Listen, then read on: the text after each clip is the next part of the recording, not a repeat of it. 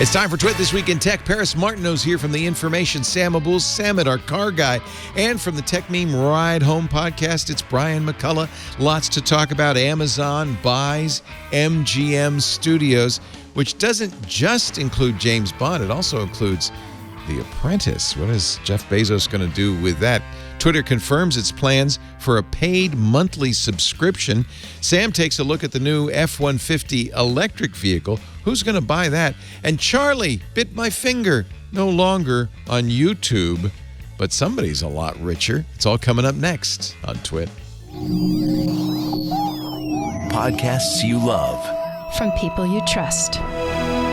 This is Twit.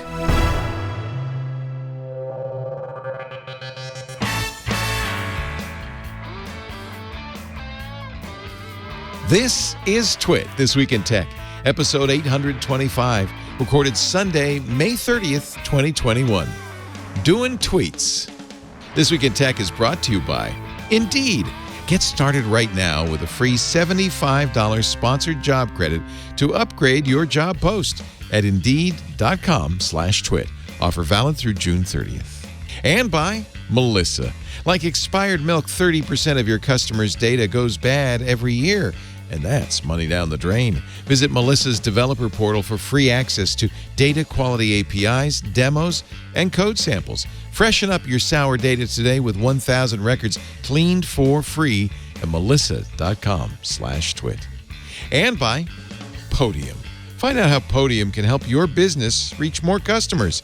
Get started free today at podium.com/twit.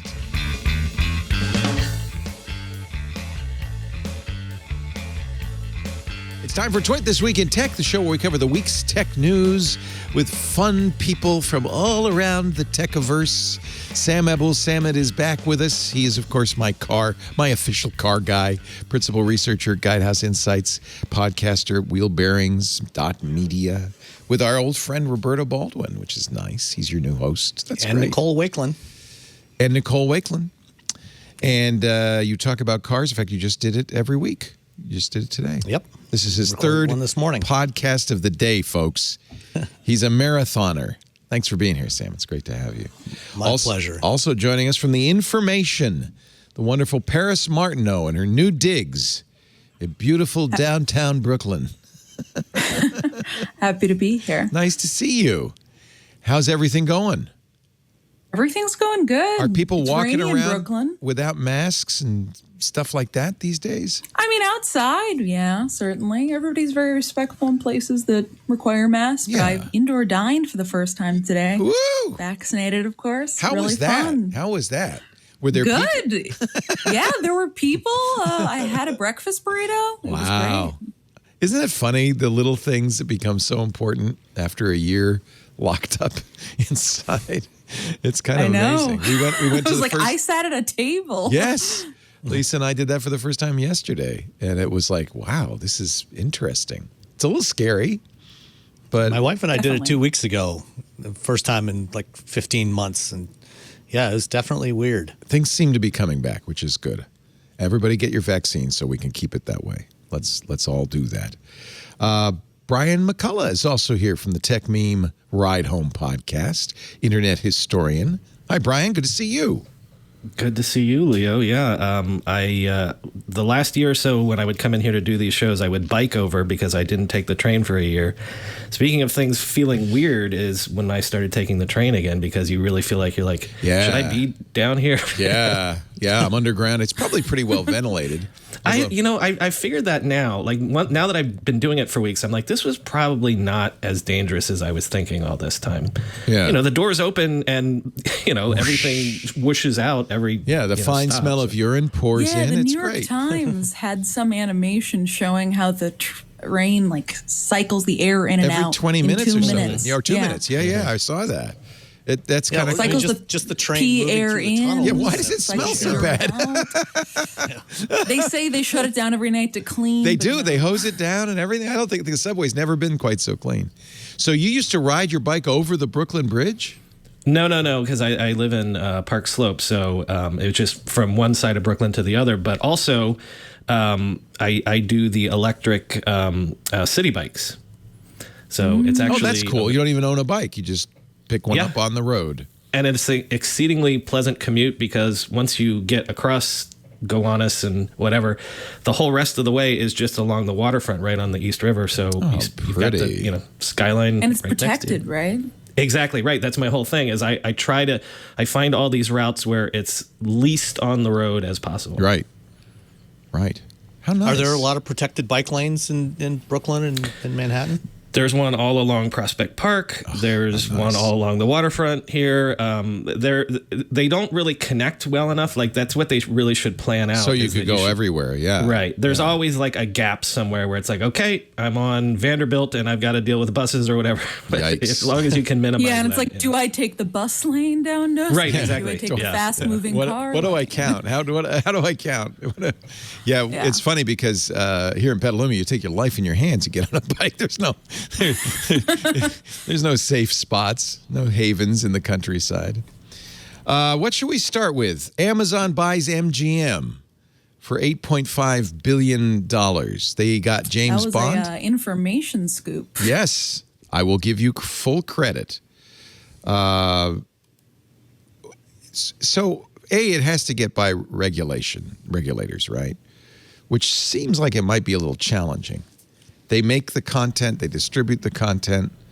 Should they be allowed to do both? But there is an interesting sidebar to this. Not only, they didn't get a lot of the musicals, but they did get James Bond. But there's also MGM TV, which owns, besides The Handmaid's Tale and Fargo, The Apprentice. And apparently owns all the tapes of The Apprentice.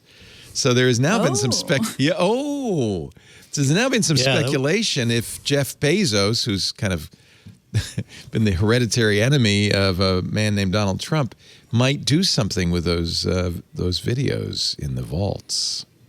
He would never do anything. He's sending things to space. He's too busy of a man. I hope he's too busy. There may be stuff that's somewhat incriminating, who knows, but it doesn't matter because if you have all the behind-the-scenes material of anything, you can make anybody look like an idiot. Trust me, I know. So I wouldn't credit anything you saw out of this. There's always been this thought that, I bet they edited out all the parts where the Donald was screaming at people and using racial epithets, and maybe they did. But even if they didn't, you could still make him look like a fool. So, I don't know. I hope Jeff's a little more busy than that, but we shall see. Do you think... sorry, go ahead. Oh, I was just saying he's stepping down as CEO of Amazon. That's right. That's the other big July story. 5th. So. He announced it. Andy Jassy will take over July 5th. But see... So that leaves them some extra time to go through the tapes. True. And doesn't it feel to you like Jeff, at least in recent years, is more interested in the Hollywood stuff anyway? Like I feel like handing things over to Jassy is the day-to-day so that he can continue the fun his things. Burgeoning, his Hollywood mogul lifestyle, Yeah, well, his new girlfriend is a TV star. I mean, it does seem like she's a helicopter pilot. He's taken back to the skies again in helicopters despite... being in that terrible accident in the early 2000s where he almost died in one. He's got a lot of things on his plate. You'll never get me in a helicopter. Helicopter, though I have to say it's generally rich people that die in helicopter accidents. I'm just noticing. So I'm not wealthy enough to take a helicopter anywhere. Do they still offer? For a while, Uber was offering helicopter rides to the Manhattan from the airport. Okay, wait, hold on. I know this is local story again, but it is currently cheaper to take, I think it's Blade or whatever, the non-Uber one, from JFK, take their helicopter from JFK to Manhattan than it is to take an Uber from JFK to Manhattan because all of the Uber surge pricing has been insane lately. Wow. Uber and Lyft prices. They've lost a lot of drivers. Yeah, they've lost a lot of drivers and they've been raising prices because they need to someday maybe make money. And at least in Brooklyn and New York, it is like $30 to go a couple of miles. Is that the same where you guys live? Is it the same in Petaluma? $30 on an Uber? Yeah. No. To go a couple miles. No, I don't think so. No. That's that surge I pricing. haven't been in one for a year and a half, so I don't know. My daughter spends about $1,000 a month on Lyft. I don't know if that's germane or not. Yeah, I think Lyft is Probably kind of cheaper the than same. your car insurance. though. That is exactly true. why she takes Lyft, because I'm not buying her another car and paying for the car insurance. So she likes Lyft. I guess if you wear a mask, it's okay. I don't know. It makes me nervous. Yeah. Taxis Windows are cheaper, open, though. you know, you Aren't can get a taxis lot. cheaper in New York, though, than Uber? Yeah, taxis are a lot cheaper Yeah. now. I have It's a- downloaded it's a- taxi apps. And taxis, Oh, yeah. taxi makes money. Uber loses money on every ride. So I don't understand how this all works. There's some new co-op thing that I just downloaded recently. I mean, people have been saying this should happen for years. Co-op ride. I haven't had a chance to try it because, again, I haven't done an Uber or a Lyft in a year or two. But I feel like, Paris, if you've been in New York as long as I have, I feel like it took Uber such a long time to get popular here because taxis were always cheaper. Like, we didn't need it. Yeah, I think the thing that eventually tipped the needle is the convenience of being able to hail it anywhere or in different boroughs where maybe taxis weren't coming as often. But now it's kind of starting to tilt its way back a little bit. I mean, obviously Uber and Lyft are still really dominant forms of transportation, but the prices I've seen, I don't know, complaints on the Reddit New York City forums or from random people on Twitter, just that the prices for both of the apps have gone so high that people are going back to taxis. This is the New York Times from yesterday. Prepare to pay more for Uber and Lyft rides. Companies say they're charging extra because they don't have enough drivers to match the rebounding demand. So they lost drivers during pandemic? I They think a lot lost of people didn't drivers. feel comfortable driving. Right. Yeah. And the surge is how much? I mean, according to the Times, they're saying 37% higher in March than it was a year ago. In April, the cost was up 40% over year. Some surges as much as 50%. Yeah, it might be I think it's capped at 10 times whatever the base fare is. 10 times. Yeah, That's it used to be more. 1,000%. Holy cow! It used to be more, but a few years ago they capped it at 10x. I mean, most surges are not the maximum amount, but it's still pretty substantial. It can be really substantial, especially if it's during rush hour or bad weather. On a rainy day when people don't want to be standing outside waiting for a car, trying to hail a cab. The surge prices for Uber and Lyft can be really high. So Yeah, right now, for instance, I'm in Brooklyn, and to get a Uber to drive me 3 miles to One World Trade Center would be $30 for an Uber X, just the basic one. Wow. You could probably walk it faster, too. Probably. Not now, maybe, because of Memorial Day, but most of the time. So it's funny because this pandemic, another blessing from the pandemic, we haven't had to talk about Uber and Lyft much in the last year. I guess we'll be talking about them again. What is, in California, they passed Prop 22, which said that, these people are employees. I'm sure Uber is fighting that in court, but I imagine coast to coast, there's movements in that direction. Uber already loses something like 40% on every ride. Because they have to pay the employees, the contract employees. Having to give them benefits, too, probably would make it even more expensive. I wonder if Uber is even tenable. Sam, is Uber designed around self-driving vehicles, not around drivers? It was not originally.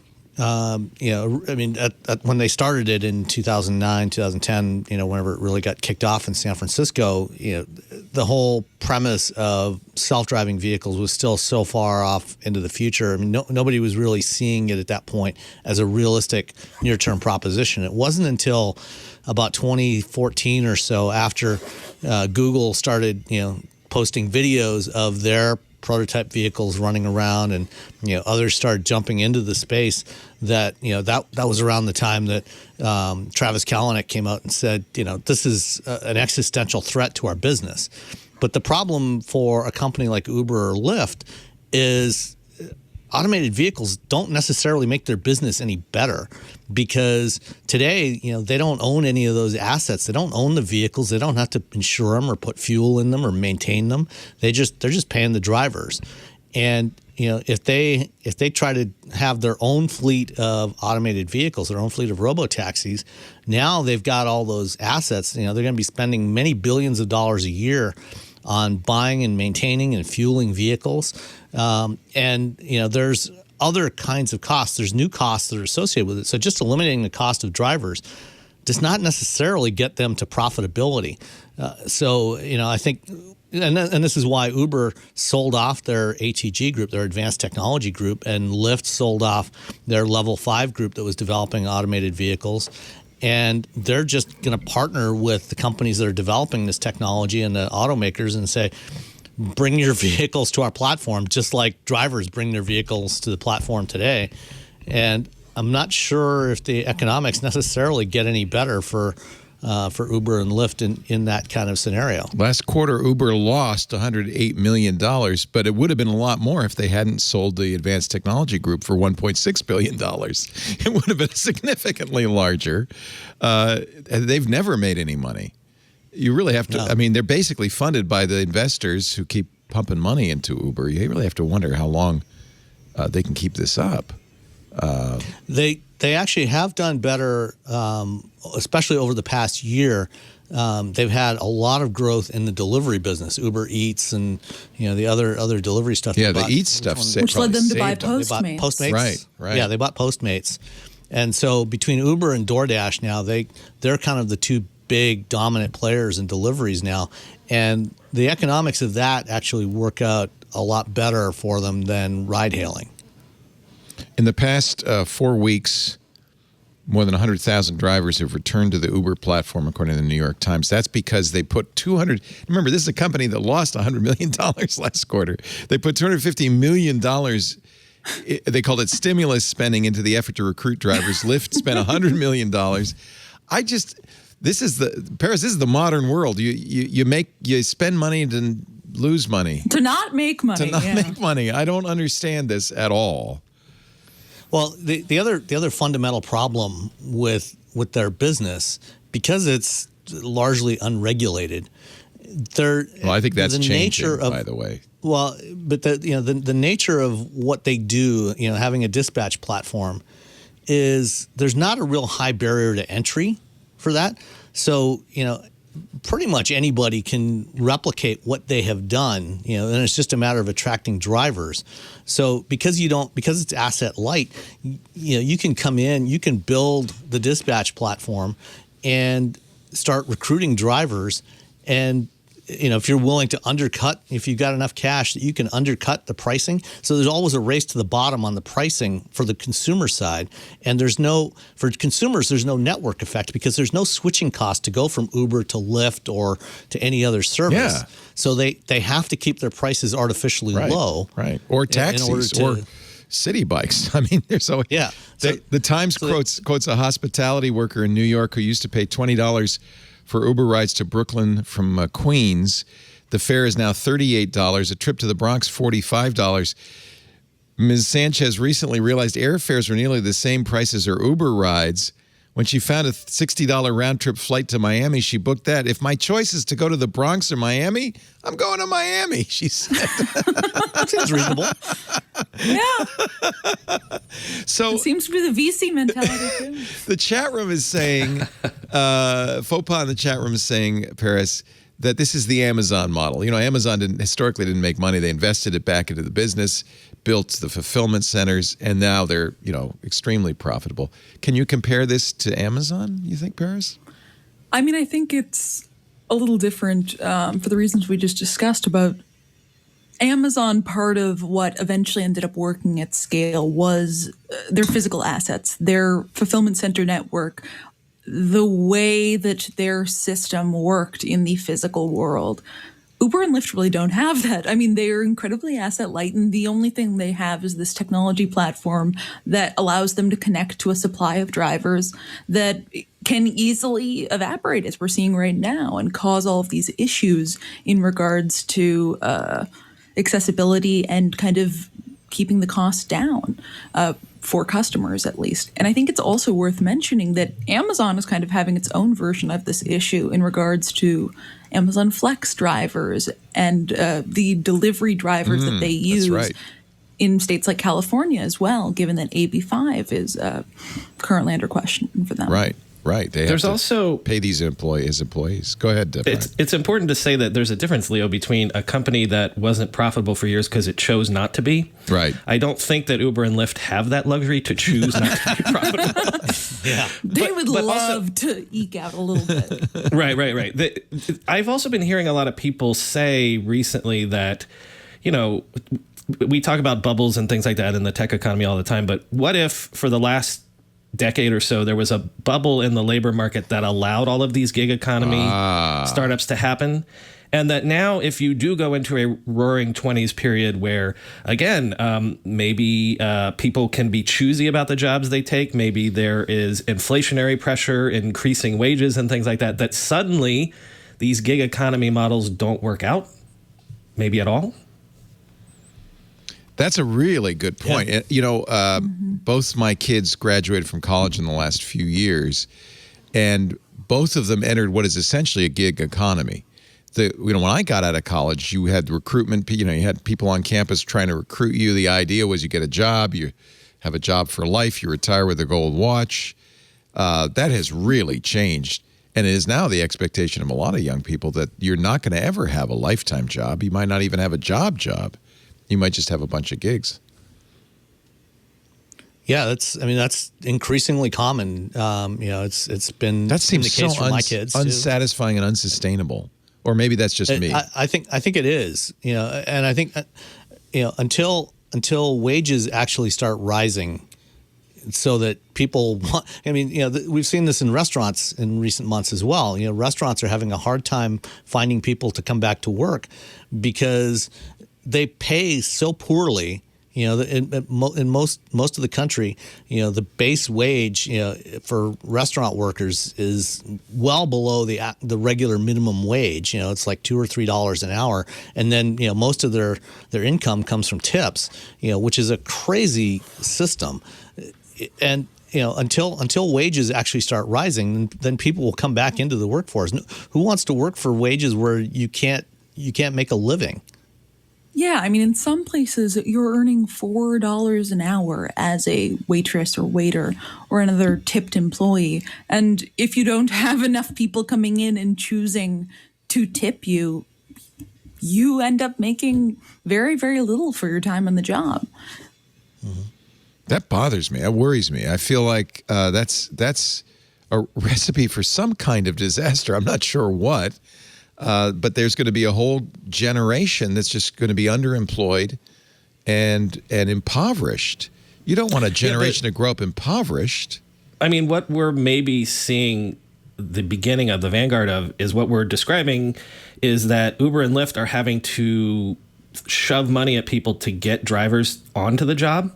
Amazon is having to increase their hourly wages.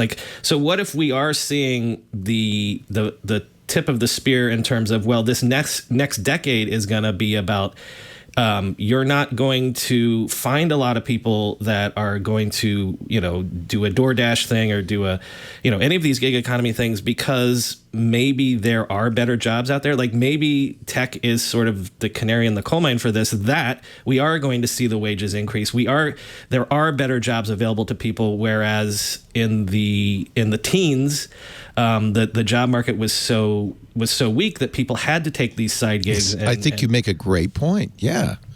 They forced us in this situation, the bad economy. But there's a McDonald's in Illinois that's so desperate to hire people, they're giving you an iPhone if you take the job and stay for 6 months. Free iPhone. Could never put that money towards increasing their wages. Oh, no. Too much. And actually, I was looking back because I started my career 50 years ago working at McDonald's in Santa Cruz. And the minimum wage then, I don't know what I was making, I think $3.50 an hour. But $3.50 an hour in the early 70s was more than $15 an hour today. I think if I did the math right. So even though that seemed like a very small amount of money, it actually wasn't bad pay. It was more than people working at McDonald's make today in real dollars. No wonder they have to give them an iPhone. But it seems like a scam. It's like the same thing as Uber and Lyft offering cash bonuses to sign up. In the long run, if the job's not or tenable. Those it's not, Amazon ads you hear all the time with the $1,000 cash bonus to start. Yeah. It's like I've you seen could also ads- just pay them a bit more. I've seen ads from Amazon now saying, hey, we pay $15 an hour. You know, I've full page ads in newspapers and on TV saying it's a good job. What are you talking about? It does actually, compared to some of the other jobs, seem like a decent job. It sounds like Except for when you look at the numbers that in comparison to any other job in warehousing or manufacturing, Amazon has a much higher injury rate, especially at warehouses that are, robotic enabled, which is the increasing share of Amazon warehouses. Yeah. Yeah, my kid, my younger child, and her partner both worked in the Amazon warehouse through most of 2020, and ended up quitting after the holidays because it's really hard work. It's grueling, really dangerous. I mean, they did it because especially if the holidays you have to work like 13-hour shifts. shifts. Yeah, I mean, they were getting a ton of overtime, so they made decent money, but it's really challenging. And you've heard the stories about people not having enough break time. They've got to pee in their water bottles and things like that.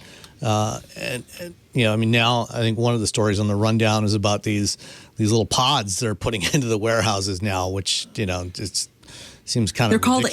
They're called Amazon rooms. Zen booth. Zen booth. Welcome to my Zen booth. It's a tiny little rectangular room. It's a phone booth. No windows. It's a phone booth.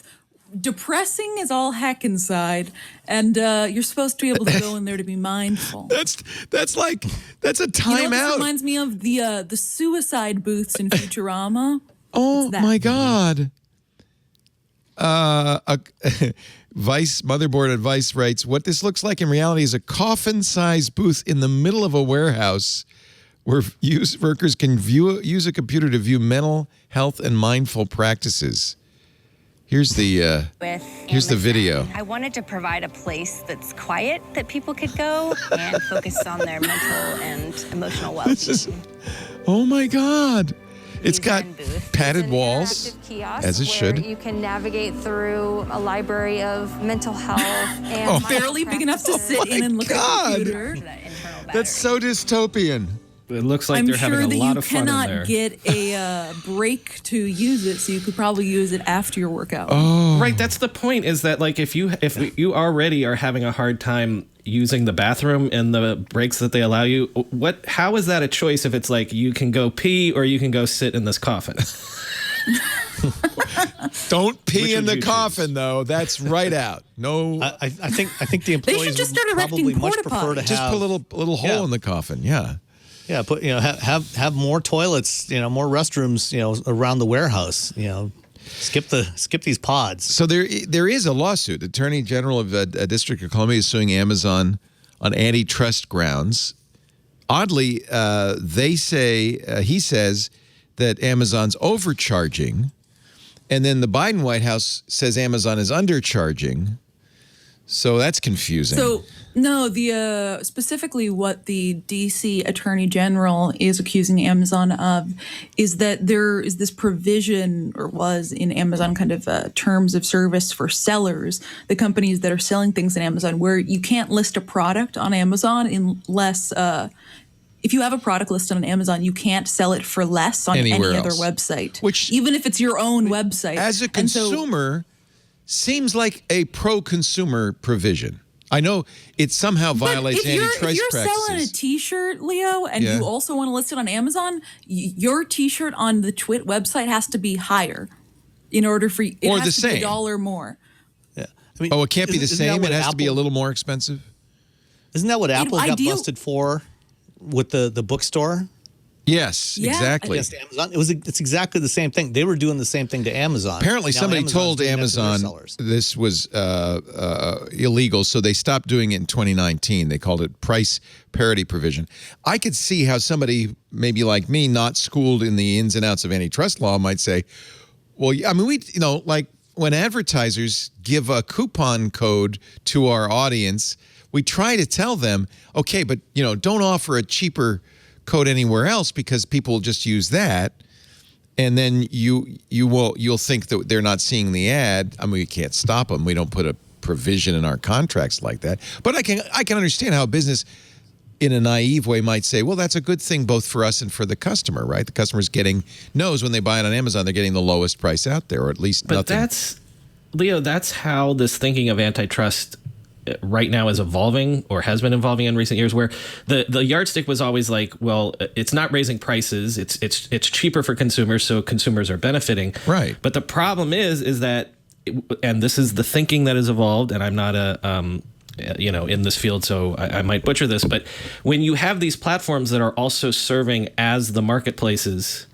then you can't just use the measurement of lower prices as the harm, because there's also harm being done to the overall marketplace itself, as Paris is saying, that where it is harming the consumer, even if we use price as a mechanism, that you can't get it cheaper elsewhere, because what's happening is that you, Leo, selling your Twit t-shirt, you're going to the Amazon marketplace to get scale and maybe have some, logistics help and stuff like that. But it would be cheaper for you to just sell it on your own website too. But then I have to do my own fulfillment and all of that, right? But you're not doing a cut to Amazon.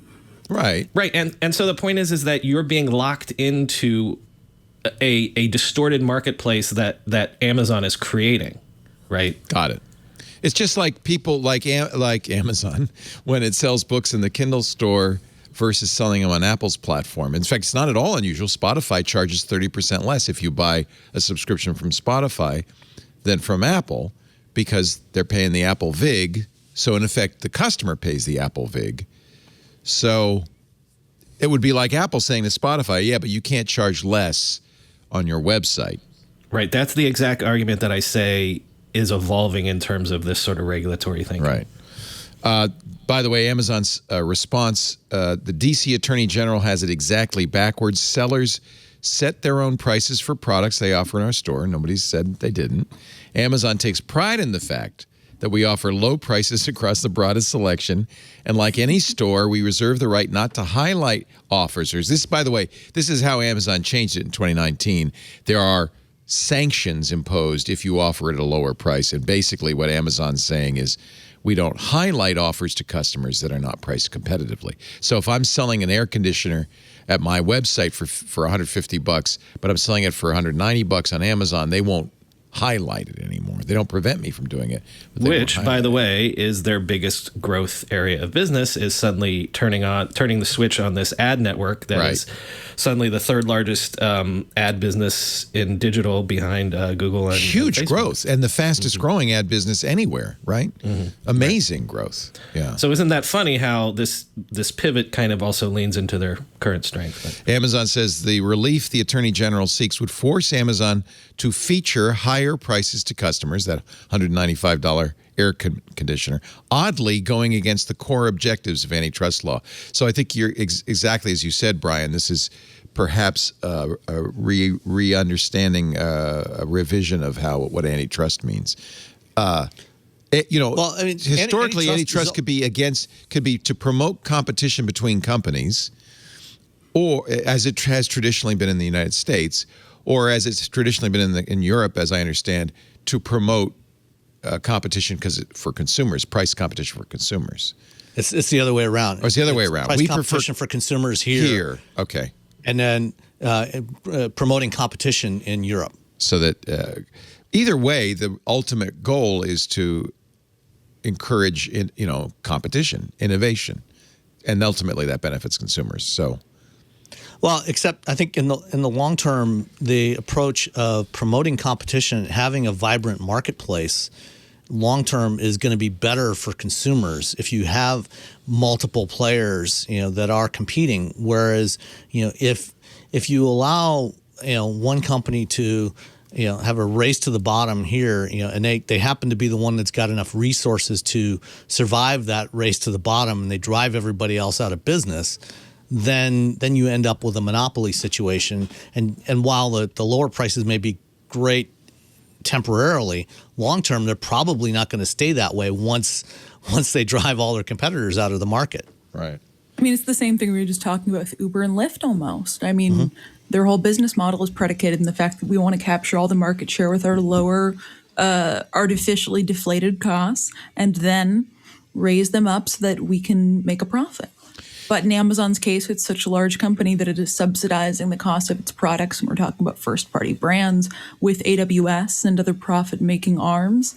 And eventually, you'd assume, would kind of bring all of these parts of the business into alignment to all be profit-generating in and of themselves. It's a problem politically, though, isn't it? Because customers like Amazon. Customers like Uber. Yeah. They like Lyft. No, they don't? No, I was saying, yeah, they do. So politically, it's challenging. It's the same problem net neutrality had. It's hard to explain why a 0 rating Netflix on your T-Mobile account is bad for the country when it's so good for me as a consumer. I don't have to pay for bandwidth for Netflix. What's wrong with that? And we've tried to jump through these hoops explaining, well, then the next Netflix doesn't start because they have a disadvantage. But I don't think you could, it's consumers just go, oh, screw that. I don't want to pay for Netflix. I like Amazon. I don't want to have to, I like Uber unless they do surge pricing. Then I don't like Uber anymore. And consumers tend to think about it in the short term. How much is it going to cost me for the thing I want to buy today? Yes. They're not thinking about 5 years from now. But and I agreed, and I suppose Congress should be, except Congress has to get elected, and they have to appeal to voters. And if voters are saying in a loud voice, stop screwing around with Amazon, how long before they stop screwing around with Amazon? These things can evolve too, in the sense that, here's a perfect example, using Amazon, actually, for how many years was sales tax not collected on e-commerce because the government did a forward-thinking thing, which was like, this is a nascent industry. Let's support it as much as we can. Now that, e-commerce has become, such a large percentage of all commerce, that's gone because it served its purpose and it doesn't need to continue in perpetuity.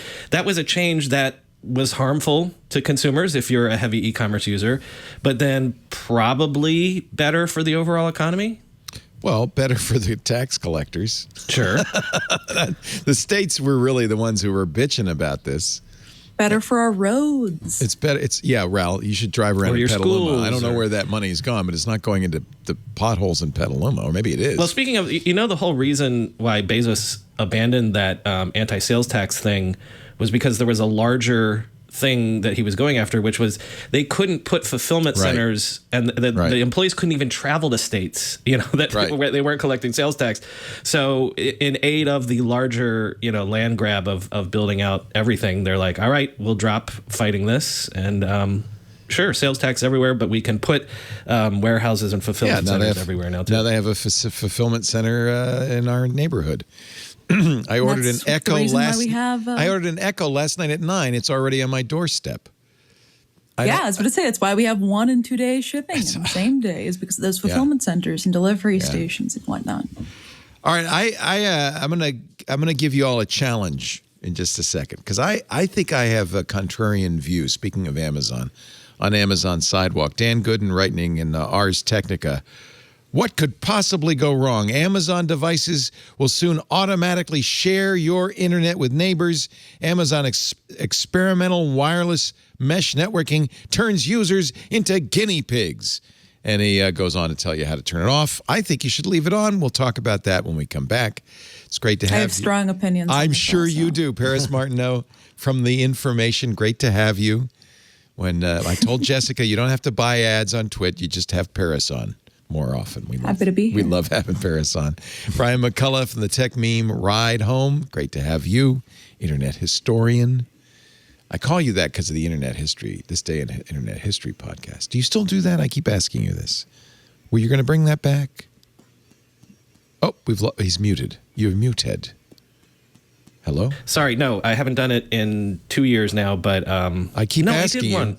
See? Yeah, if somebody, if somebody wants to sit down with me and they're very, yes, and they're very interesting, yes. I would always take. Have you interviewed Leo yet? No, that's funny that's kind of what I'm hinting at. But we can bring it out of mothballs for a special person. I did that the other day because we canceled our interview show Triangulation due to lack of interest. But I really wanted to interview Andy Weir, the author of The Martian. So I said, well, I'm going to bring it back for one special episode. There you go. That works out all right. Yeah, he's got a new book, which is really good if you haven't read it. Project Hail Mary. Also with us, my car guy, Sam Abul-Samad from Guidehouse Insights and the Wheel Bearings podcast. I do also want to talk, you were talking before the show, I wasn't here, but I was listening in about Tesla abandoning radar in its car, self-driving vehicles in favor of cameras, and how I want to talk about how that's working out. Plus the F-150, the Ford electric truck, the Lightning, was announced was it this week? Yeah, this Wednesday. Week and a half ago. And you got to drive it, so I'm going to ask you a little bit. I got to ride in it. No non-Ford employees have driven it yet. Oh, you just get to sit there as a passenger and look at it. Well, I will talk about that as well in just a little bit. Our show today brought to you by brand new sponsor, Indeed. You're the hiring expert for your company. What you really need is help making your short list of quality candidates. You need a hiring partner who makes your life easier. You need Indeed. Indeed is the job site that makes hiring as easy as 1, 2, 3. You post, you screen, you interview, and you do it all on Indeed. You'll get a quality short list of candidates whose resumes on Indeed match your job description faster. You only pay for the candidates that meet your must-have qualifications, and you schedule and complete video interviews in your Indeed dashboard. I love that dashboard. Indeed makes connecting with and hiring the right talent fast and easy. Indeed's Instant Match gets you quality candidates whose resumes on Indeed fit your job description immediately. Over 80% of employers get quality candidates as soon as they sponsor their job post. That's pretty fast. Indeed, skills tests on average reduces hiring time by 27% by weeding out the candidates who just don't have the skills you must have. And by the way, you don't have to create those. You can choose from more than 130 skill tests. And then if you have a few must-have requirements, you can add those. You only pay for applications that pass the skills test. No more money spent or time wasted on candidates that don't fill your needs. You know, according to Talent Nest, Indeed delivers 4 times more hires than all other job sites combined.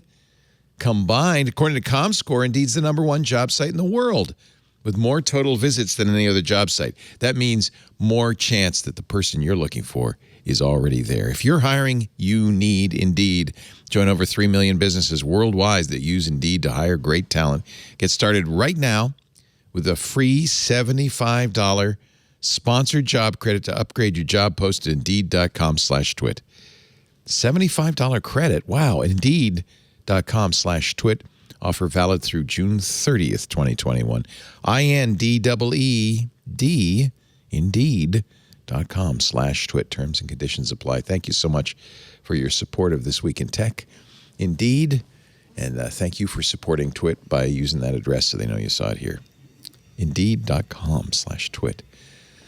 So the chat room's telling me, I hope this won't break your heart, Sam. Marquez Brownlee got to drive the Ford Lightning F-150. See these YouTube stars? We saw Joe Biden drive it.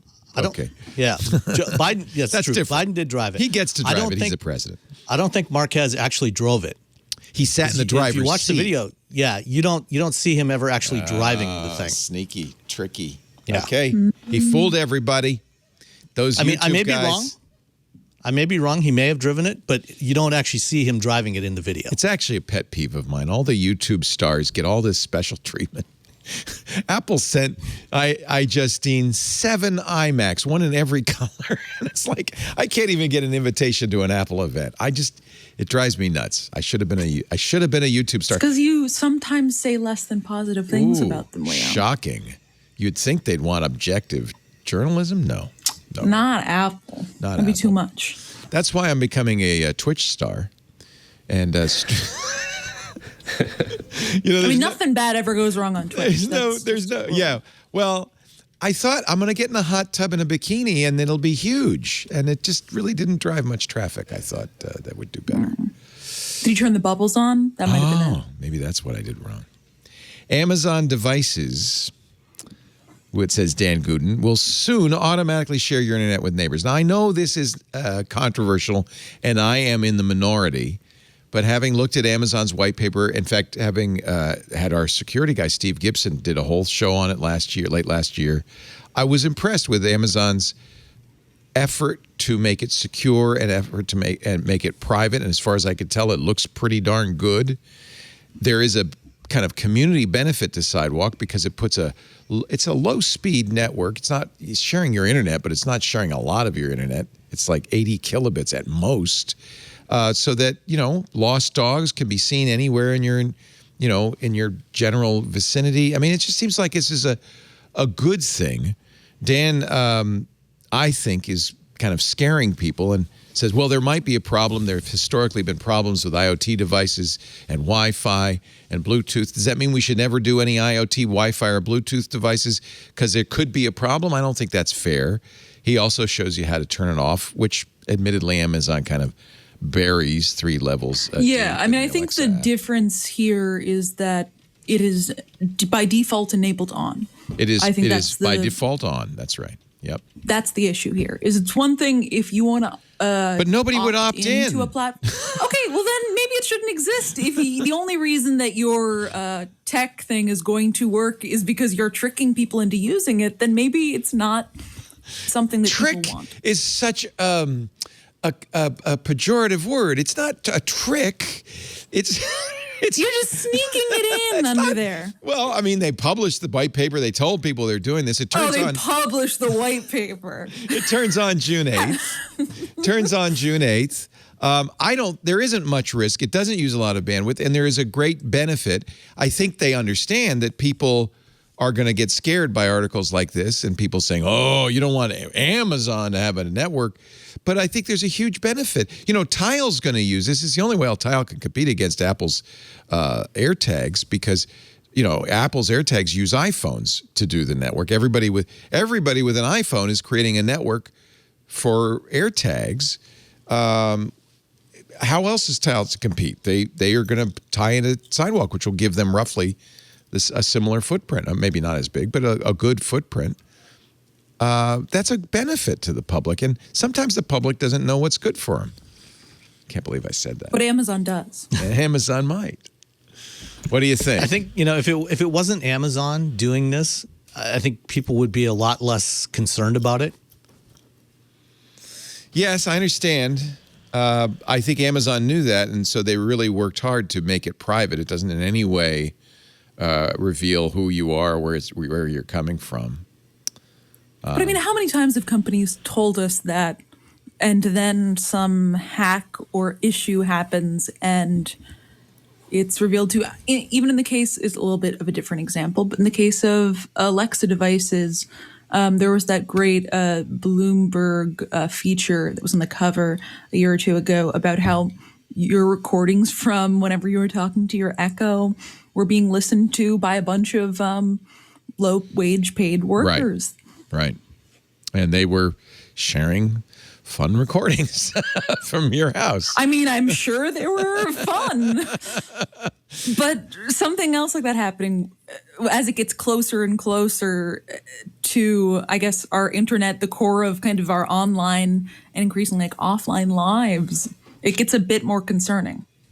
I mean, as much as, Dan's written this article and we talk about it and we've told people how to turn it off. I've told people on the radio show how to turn it off while lobbying to have them turn it on.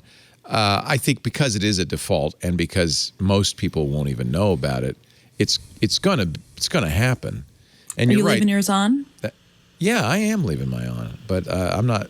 I don't know. Maybe I'm the guy who's always saying, you have a ring, I used to have a ring. I replaced my ring with a doorbell from Google, so that's got to be better. Oh wow! Yeah. I mean, that's you're going up the advertiser ranking.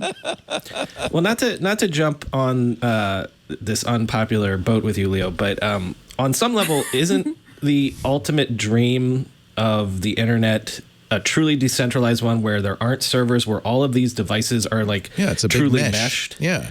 That's what this is. It's not a high-speed network. It's not like you could surf the net on it. It's really more for things like tracking. If every single device to some degree or another, some little sliver of its connection was helping every other device in the world have a connection. Isn't that cool? Then you wouldn't have a situation where governments could be like, go find the server rooms and shut them off, because you couldn't shut off every single device. Now, Amazon doing that is not exactly the decentralized dream. One huge company doing that maybe isn't, but... Well, who would do this, the people that you would trust, Brian or Paris? Who could do this that you would say, oh, I'm glad they're doing it? Nobody. I feel like that's the issue, is one central figure or company handling Would you this trust it is if not going to be decentralized. Would you trust it if the American government did it? I mean, I don't think any central power being responsible. The United Nations should do it? There's a crypto company. Well, I definitely don't trust them. Yeah, right. Helium. So that we've talked a lot about helium. That's very interesting. Stacey was talking about that on Twig this week. Yeah, Stacey has it. So this is a router that mines a cryptocurrency. Oh, God. No, wait a minute. But but there's more. But wait, there's more. You get money. In fact, I didn't realize this, but Stacey's gotten something like $18,000 since she put this thing in. You get money. It's in a cryptocurrency, but you can convert it to dollars for not proof of work, which is how Bitcoin works, or proof of stake, which is how the future imaginary cryptocurrencies will work, but through proof of coverage. When somebody uses, and it's low raw, just like Sidewalk, somebody uses your long-range, slow, wide area network for, she lives on an island, so she thinks ships are using it for location and data, of some kind.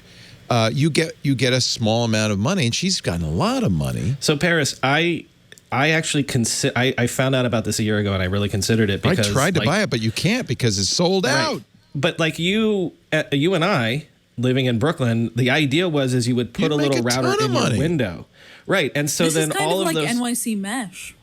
Yeah, right, or exactly. Meraki before that. This has been proposed in past years as well. And like Leo's saying, apparently the currency has exploded, or it did. Who knows what happened in the last 48 hours? But like all crypto, go up and down. Right. But that was the point, is that you would just hang one of these in your window, and then in a place like here where it could be used by, the Amazon delivery truck or the smart dog collar that goes by or whatever. It seems like we would be a high traffic area for that to happen. So I really considered it, and now I regret not pulling the trigger on it. You guys mentioned at the beginning of this cryptocurrency. So is this, how many trees is this killing per hour? Oh, that's what's so cool about it. It's not GPU mining. It's not hugely powerful. It doesn't use much power at all, because the way it mines it is by proof of coverage, not by proof of work. So you're not doing... Great. Yes, it's an environmentally friendly cryptocurrency. Now how much would you pay? Okay. I don't know. My FiOS is pretty cheap. You have FiOS, right? Helium, this would pay for your FiOS. Is Helium capped at the number of tokens that can be generated like Bitcoin is, or is it open-ended like Doge? That's a good question. I don't know enough of that. Yeah. I don't know. I'd have to that's a white paper right there. Mark Benioff's an investor. Does that help? Not really. No. Google No. Google Ventures has invested. I just think it's very interesting. There's a lot of benefit to creating, and it doesn't have to be a high-speed network. We're not talking that we're not doing what like Xfinity and Cox do, which is take over your, by the way, they're doing it to create a Wi-Fi network, taking over your router, and most people, that's on by default. If you get an Xfinity router, a Comcast router, or I can't remember who else, I think Spectrum's doing it, maybe Cox. If you get one of their routers, it creates this guest network that people can use if they're subscribers. That's all to the benefit of those companies. This is not quite like that. This is really, I think Amazon's benefit probably is something like delivery trucks, like they would love to know where their delivery trucks are, but they have GPS in those trucks, so that can't be it. Yeah, they have GPS at the wazoo in those trucks. Yeah. So I wonder if the low signal thing is, as opposed to where the truck is, what's still on that truck. Like how close would they be able to? Yeah. They could use that to ping you that your delivery is 3 minutes away. You could put a little device in every package. Well, they know already exactly do where that, it is. though. Oh, that's true. That's true. Okay.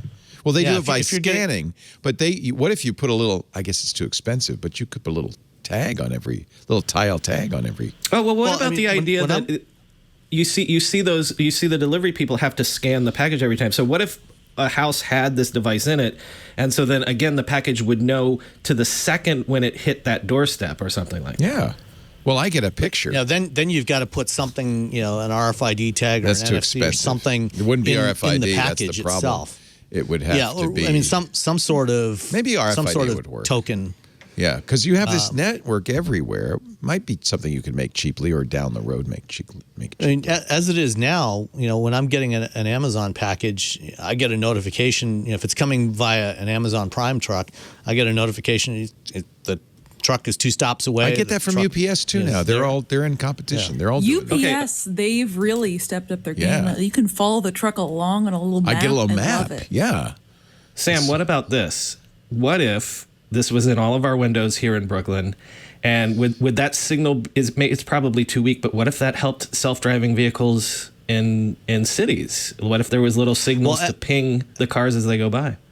There's actually already a technology for that, for what they call V2X, vehicle to everything communications, and they've been working on this for quite some time. Where you've got vehicle to vehicle, vehicle to infrastructure, vehicle to pedestrian. Originally, they were going to do it with something called DSRC, which was a flavor of Wi-Fi. They've now switched over to cellular V2X, which is basically using LTE or 5G. And it branches off from that because it doesn't actually have to go through the cell network. It can broadcast directly to other nodes around you, and so it can, for example, when you're driving down the road, if your wheel starts slipping and if you hit a patch of ice and your wheel slips and the stability control turns on, it will broadcast a message to other vehicles around you that, hey, there's a patch of ice here, and alert other drivers. And they're doing this now. Argo AI, which is a partner of Ford developing their automated driving system, is doing this in Miami now. They've put up, because all the sensors on these automated vehicles are limited to line of sight. They can't see through buildings or through other vehicles. So at certain intersections where there's limited visibility, they've put up sensor pods over the middle of the intersection with CV2X radios that will look down the cross street, and if there's a vehicle coming, that might be a hazard to the AV, it will broadcast that and say, hey, there's a car coming at high speed at this intersection, be aware, so that the automated vehicle could slow down before it gets there. And Motional is also doing this in Las Vegas now, and most of the Chinese AV companies are also doing this in China, where they're further along with CV2X than we are here. How much bandwidth do you need? Could something like Sidewalk be enough? I don't know if Sidewalk would be enough. I mean, it doesn't take a whole lot of bandwidth because 80 the standard, kilobits. Yeah. Yeah, the messaging standard, there's what they call the basic safety messages standard. They're very small messages. They take very little bandwidth. So you can broadcast a lot of messages in an area, and it doesn't take much at all. As you go further forward and you want to start maybe sharing sensor data between vehicles, then you're going to need more. But for a lot of the initial stuff, you don't need very much bandwidth at all. If Amazon weren't doing it, Paris, you had an article in the Information saying that the DC Attorney General is just the beginning.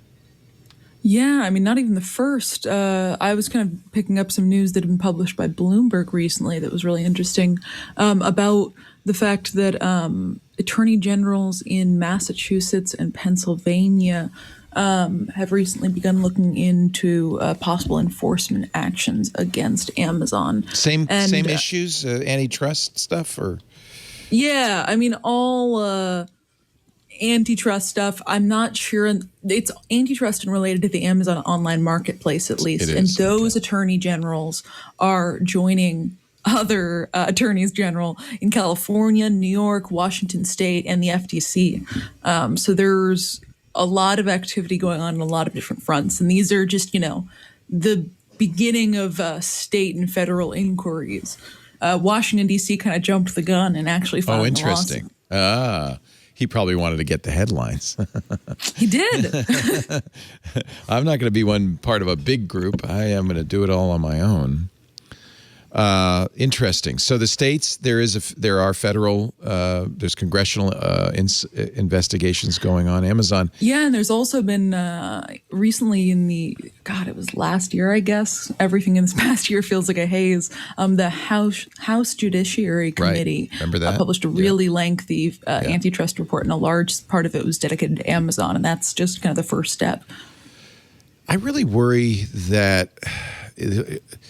Look, I understand we need to do this, and there are things that these companies are doing that are predatory. There's no question about that.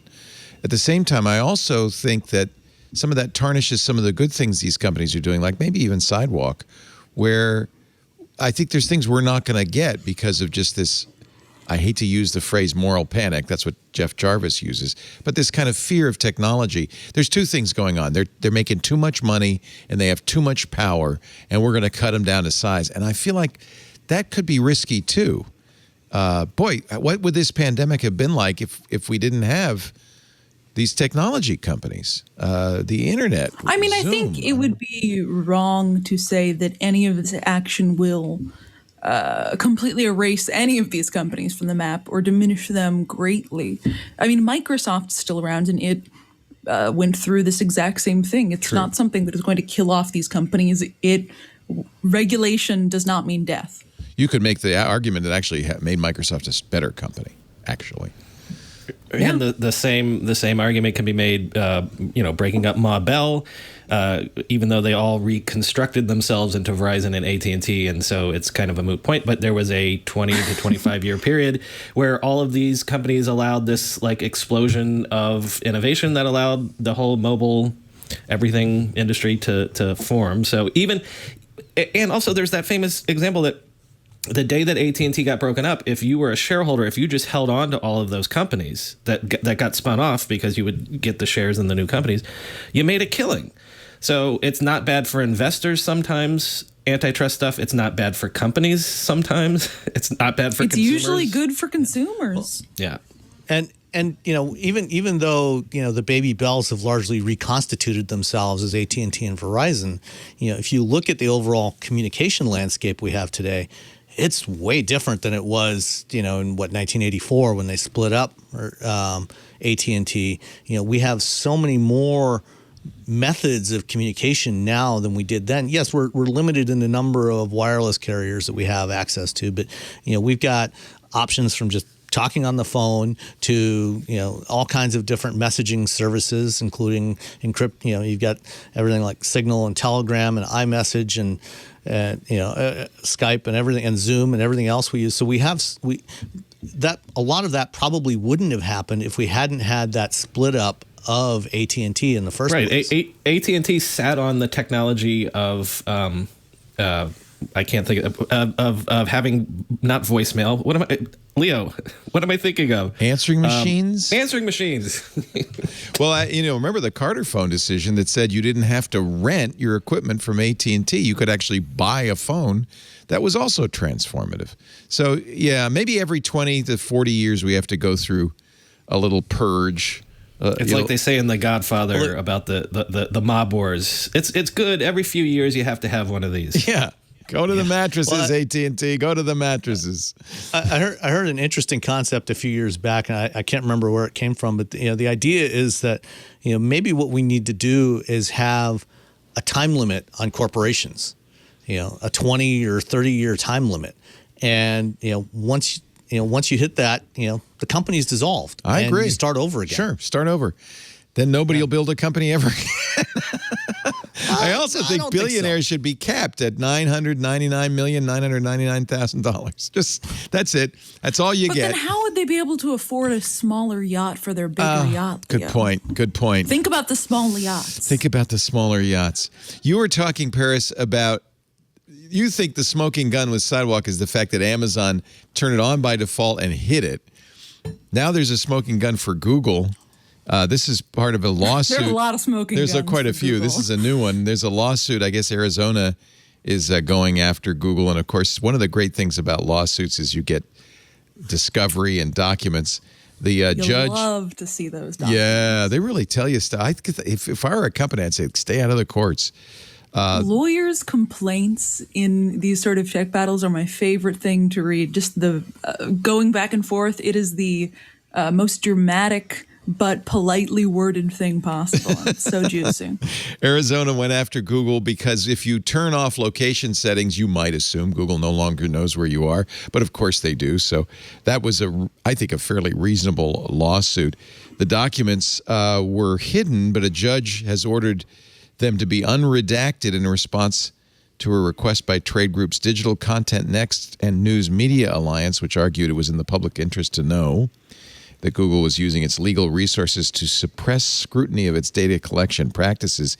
The unsealed documents are definitely a smoking gun, including email from users. Here's one of the documents. So there's no way to give a third-party app your location and not Google, one employee said, adding, this doesn't sound like something we'd want on the front page of the New York Times. Google, this is the smoking gun. When Google tested versions of its Android operating system that made privacy settings easier to find, guess what? Users took advantage of them. Google viewed that as a problem, according to the documents. To solve that problem, Google then sought to bury those settings deeper within the settings menu, just like Amazon did with the Sidewalk. And crucially, put pressures on partners like LG and other OEMs to do the same. Mm-hmm. Google also tried to convince smartphone makers to hide location settings, quote, through active misrepresentations and or concealment, suppression. This is Google telling LG, you should use active misrepresentations and or concealment, suppression, or omissions of facts. Dark patterns. Smoking a gun much?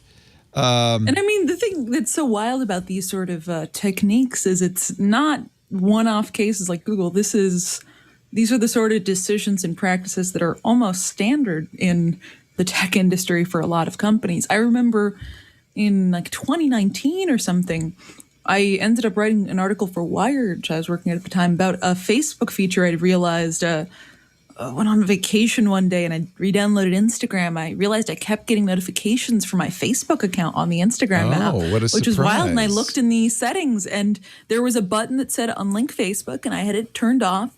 And so I messaged PR Facebook and I was like, oh, it's odd. Does the unlink Facebook button in Instagram, does that not unlink Facebook? And they were like, no. Not that It part. doesn't unlink Facebook.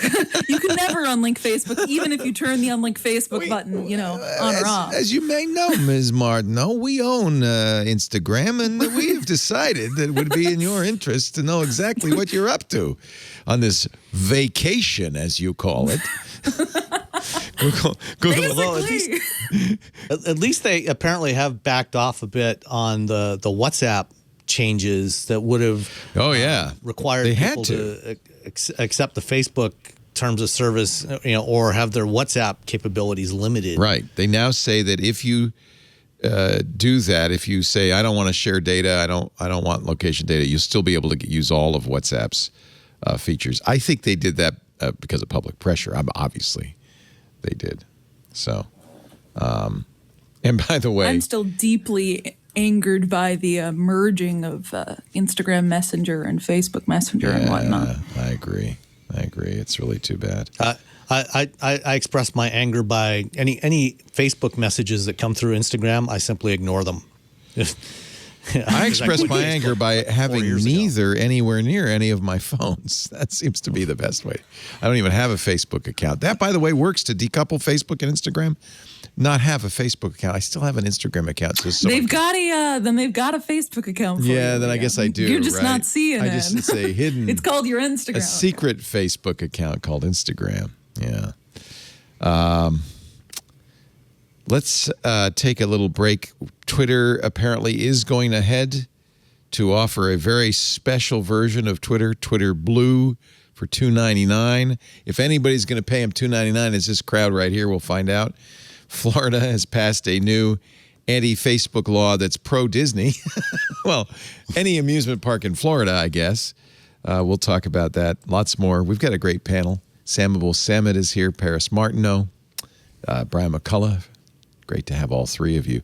We had a fun week this week. Do we have a promo? We made a little movie for you. I guess you could watch this and enjoy. All the guys have their brand new iPad Pro. Oh, you got the white magic keyboard. I can never eat Cheetos again. That's why you think ahead. If you buy the orange one to begin with, already orange. All the Cheetos safe. And Doritos that you want. It's the Cheetos Safe Edition. Previously on Twit. All about Android. The Pixel 6 and the Pixel 6 Pro. So these are two devices that these designs have been leaked by multiple sources. It started about a week and a half ago. Do you remember that movie, The Black Hole? Man, it really looks like that phone, doesn't it? That is an interesting Flo is comparison. not amused by any of this. Hands-on tech. Renee Ritchie, Andy Anako, Alex Lindsay. All three of the guys have their brand new iPad Pro. We'll talk about the screen and the camera. How good are they? Hands-on photography. Hey, what's going on, everybody? I am Ant Pruitt, and this is Hands-on Photography. I get to sit with an amazing photographer. Some of the things that I've seen from this man is just really blows my mind, from the simplicity of it at times to the intricacies of it to the post-processing. And I'm talking about Mr. Larry Chen. Security Now. Leo, you're going to want to go and test your skill. It took me an embarrassing number of times. I hate these captures. I just hate them. Well, this is the game, Doom. Oh. Yes. You know what? See now? I like that. Twit. I got your Bitcoin right here. Yeah, I wish you did. The great Jim Cutler, our VO guy. So now I know who has my Bitcoin. That's a good thing. Our show today brought to you by Melissa, my favorite. Go ahead, fill in the blank.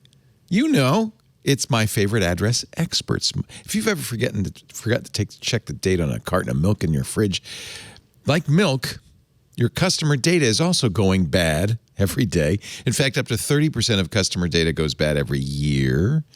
Now, that's a problem if you're sending catalogs to the wrong address, bills to the wrong address, brochures to the wrong address, emailing the wrong people, calling the wrong people. Melissa makes sure your data is accurate and current, so you reach the right customers, you waste less time contacting the wrong people, you offend fewer people. Their tools have helped businesses maintain fresh data for a long time, 35 years.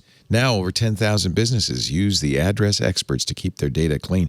You can not only verify addresses, but you can also verify emails, phone numbers, even names in real time with Melissa. Melissa's global address verification service has addresses for over 240 countries and territories.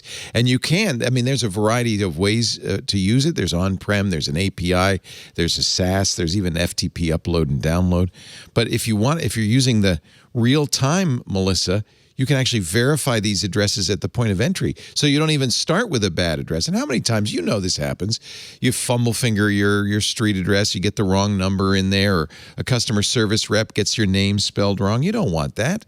You can validate existing customer data. You can find new customers. You can correct addresses as they're entered. And by the way, if you're worried about duplication, with Melissa's data matching, you can eliminate clutter and duplicates too, increase the accuracy of your database, reduce postage and mailing costs. Get the information that completes your customer profiles too. Public demographic information like property data, marital status, social media handles.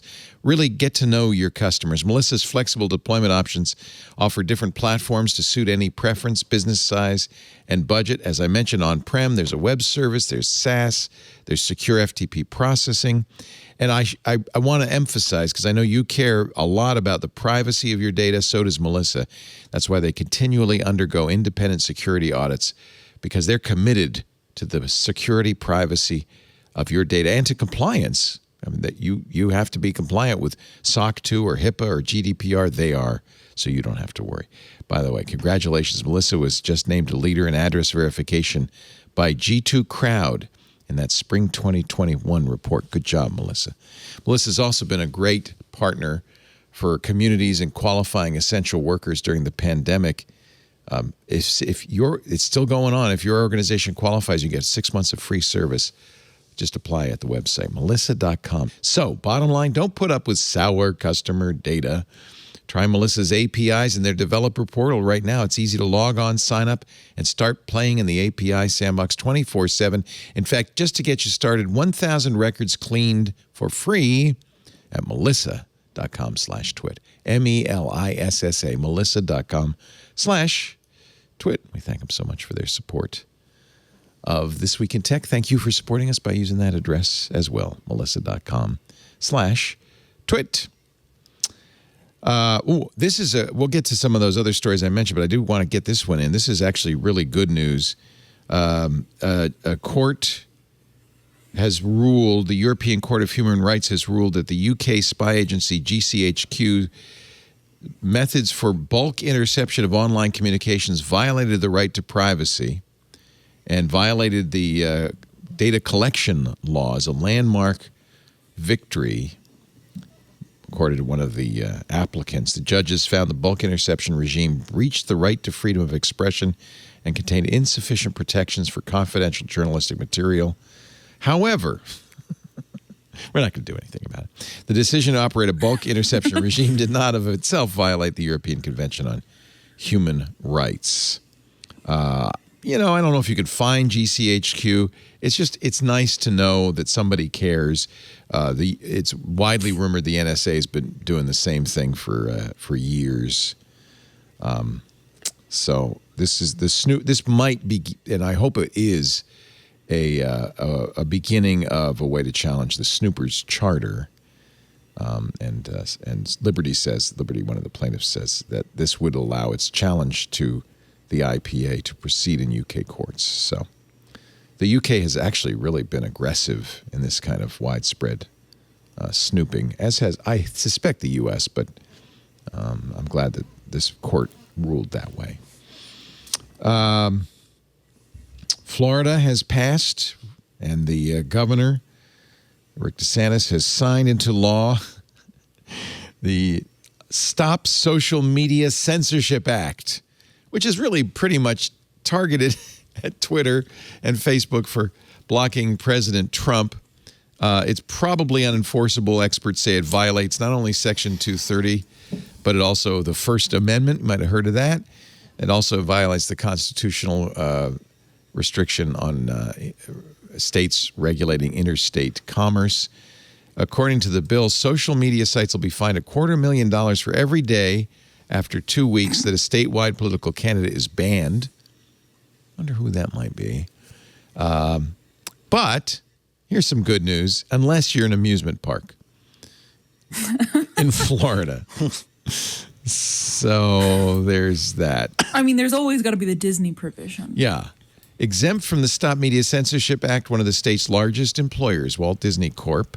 If you own a theme park or entertainment venue larger than 25 acres... Okay, well, there's an obvious solution to this. Twitter has to open a theme park. Yeah, I think Facebook... Could be hell on earth. Facebook Festival will just buy 25 acres of swampland and invite change nothing about it. Change nothing about it. It's a theme park. People love it. Put up a just have airboat rides around the swamp. Of being online. Yeah. Maybe some Instagram influencer photo stops, and you're set. So obviously this was Disney. By the way, Comcast is also protected. They own Universal Studios Resort, of course. So if they want to start a social network, go ahead, ban any politicians you want. I almost didn't cover that this week for the reason that you said that. Like, there's no way this will on impact. This will not fly through the courts. But then at the same time, like using that as a sort of loophole to protect the Disney and Comcast and stuff. So blatant. Well, but that's so also dumb, because it's like, you don't think these other people have enough money that if you really held their feet to the fire, they wouldn't be able to buy, what is it, WikiWachi, SeaWorld. There's a bunch of stuff that could be had on the cheap, and they have plenty of money to do maybe that that's the secret plan, is to get some of these dying 25-acre amusement Jack parks. Dorsey and Mark Zuckerberg to invest in Florida land. Yeah, exactly. It's Ron DeSantis, by the way, not Rick. Ron DeSantis signed this earlier this week, and it was immediately challenged, of course, by a number of industry groups, including NetChoice and the CCIA, which represent Amazon, Google, Intel, Samsung, Facebook, and other tech giants. They're gonna, I think, have it. It'll be taken down, and I think they knew that. I think DeSantis knew it. I think the legislature knew it. That's not the point of this at all. Twitter might be spending some money to buy an amusement park with this, the $2.99 monthly subscription service for Twitter Blue. You signing up for this, Paris? You all excited? I don't even know what this is, but I will, is the answer. I've checked Twitter twice during this current segment. Yes, I saw you were directing people to a pottery place. Somebody needs pots for plants in Brooklyn. It's really great. Oh, I was directing someone to. That's a different pottery. There's a great plant store called Natty Garden in Brooklyn.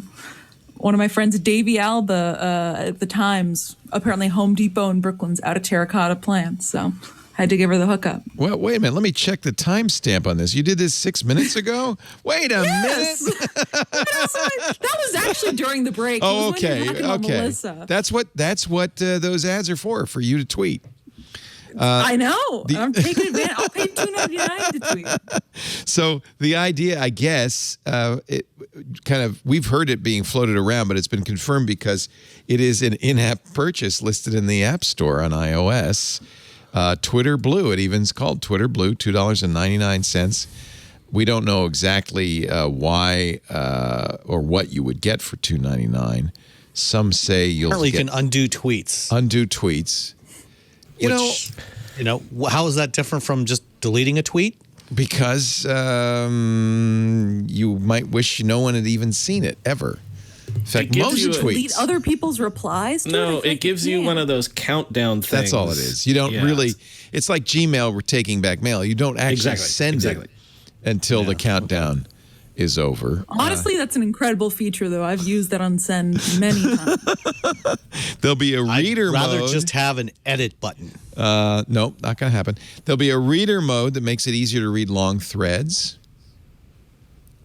There's Threader. I just want a built-in feature to auto-delete my tweets. I understand that may be counter to Twitter's whole thing, but I'd pay $10.99 for an like a built-in tweet delete. I've used third-party tools to do that.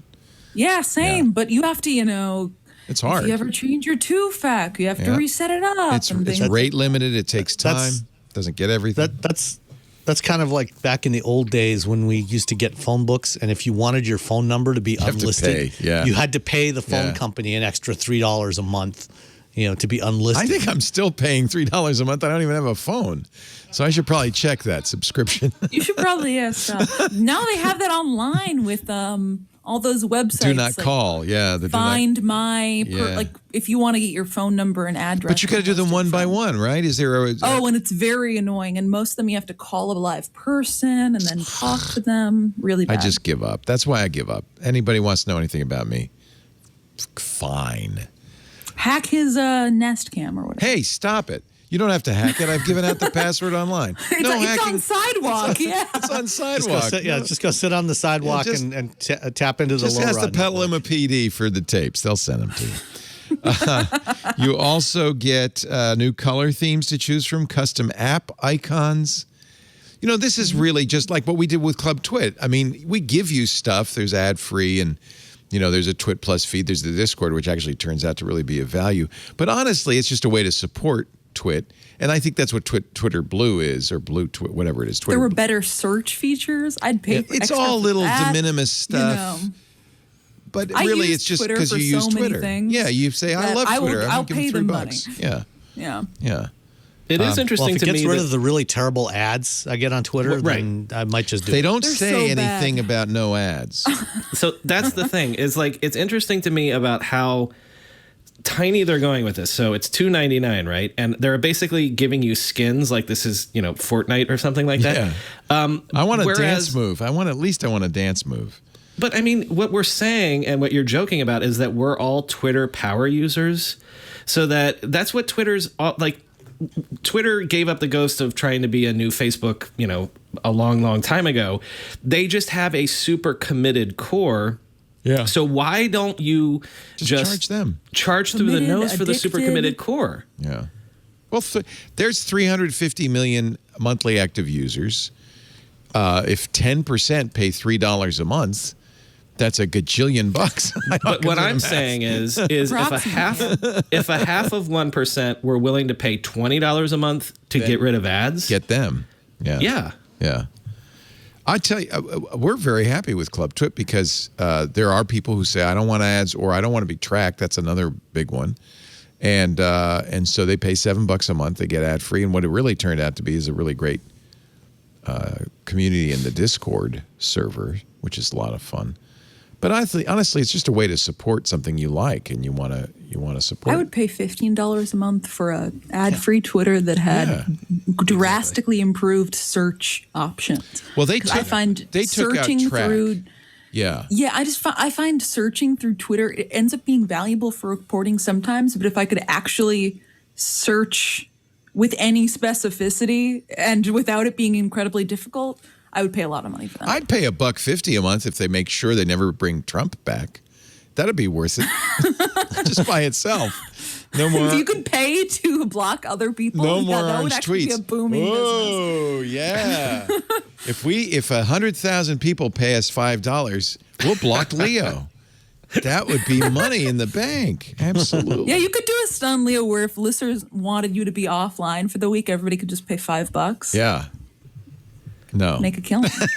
Well, if they gave Leo a cut. Yeah, who are they paying the $5 to? You. They'll pay you $5 yeah, I'll to do log that. off. Sure, why not? I'll log off. Thank you very much. Let's see what else. How about let's talk about the F-150. You got to. This is actually a big deal. The electric Ford F-150 because is this the most popular truck in America? I think it is. The F-Series is the most popular vehicle of any kind in America. Wow. And it has been for like 40 years. Ford sells more F-Series than any other type of vehicle.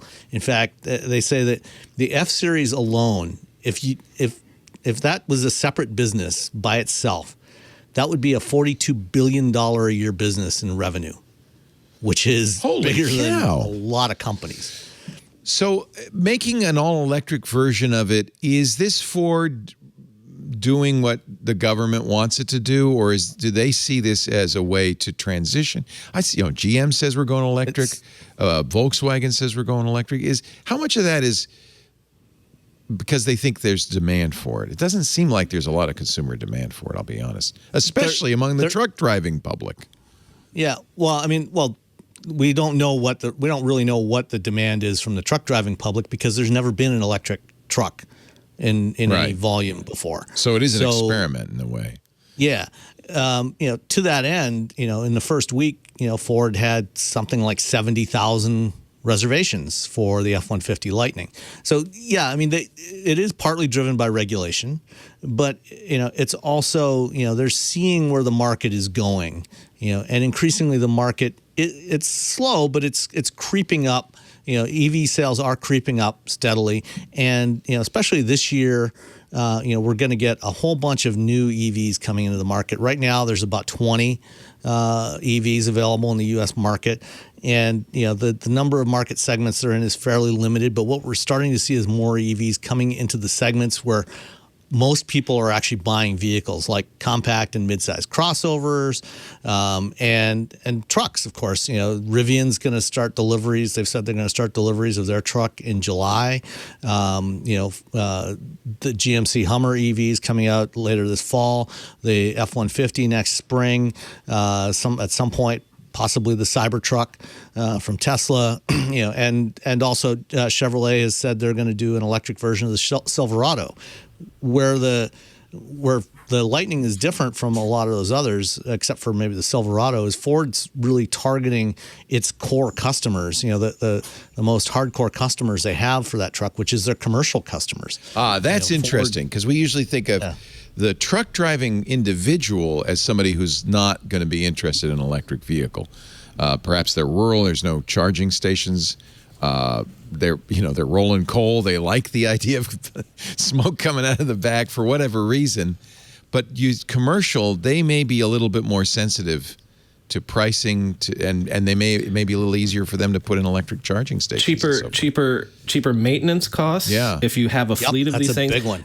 Yeah. The other thing, right? So again, this is not my space, but when I did the segment on it last week, that was the thing that impressed me about it, is that the headline was that, okay, it's got a battery in it that could keep your house charged if you had a blackout for 3 days.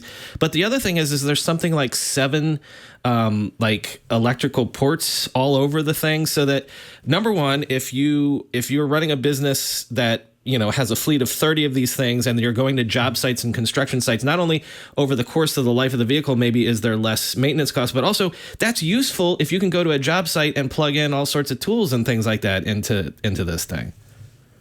And that's one of the key things that Ford is promoting. They last year when they launched the hybrid version of the F-150, they launched this Pro Power on board, where the electric motor that's in there, becomes a generator. Because for a lot of those commercial customers, a lot of times, they're hauling along a gas generator in the bed of the truck. So that's one more piece of gear that they've got to haul along. They've got to bring gas for that. That's those things generally are polluting more than the engines in modern vehicles. So now you've got this source of electricity. That's in the case of the Lightning. You've got a lot of juice available. They did a demo. You can get up to 9.6 kilowatts out of this thing from 11 outlets, including a 240 volt outlet. So they had a demo running when I was there, showing a whole bunch of shop lights, a cement mixer, an air compressor, a miter saw, a bunch of other tools all running at the same time, drawing off of this thing, which is for a contractor working at a job site, or recharging their tools. That's a really important feature to have for those kinds of customers. I feel like that would be a really important feature also for long-haul commercial truck drivers, or anybody who is having to kind of live within the vehicle for weeks at a time. Kind of having that extra output available would be invaluable. Oh, absolutely. I mean, the challenge with long-haul trucking, though, is the battery size you need for a long-haul truck is so large, that it starts to eat into the payload capability of the truck, because long-haul trucking, they make their revenue based on how many pounds of freight they're carrying.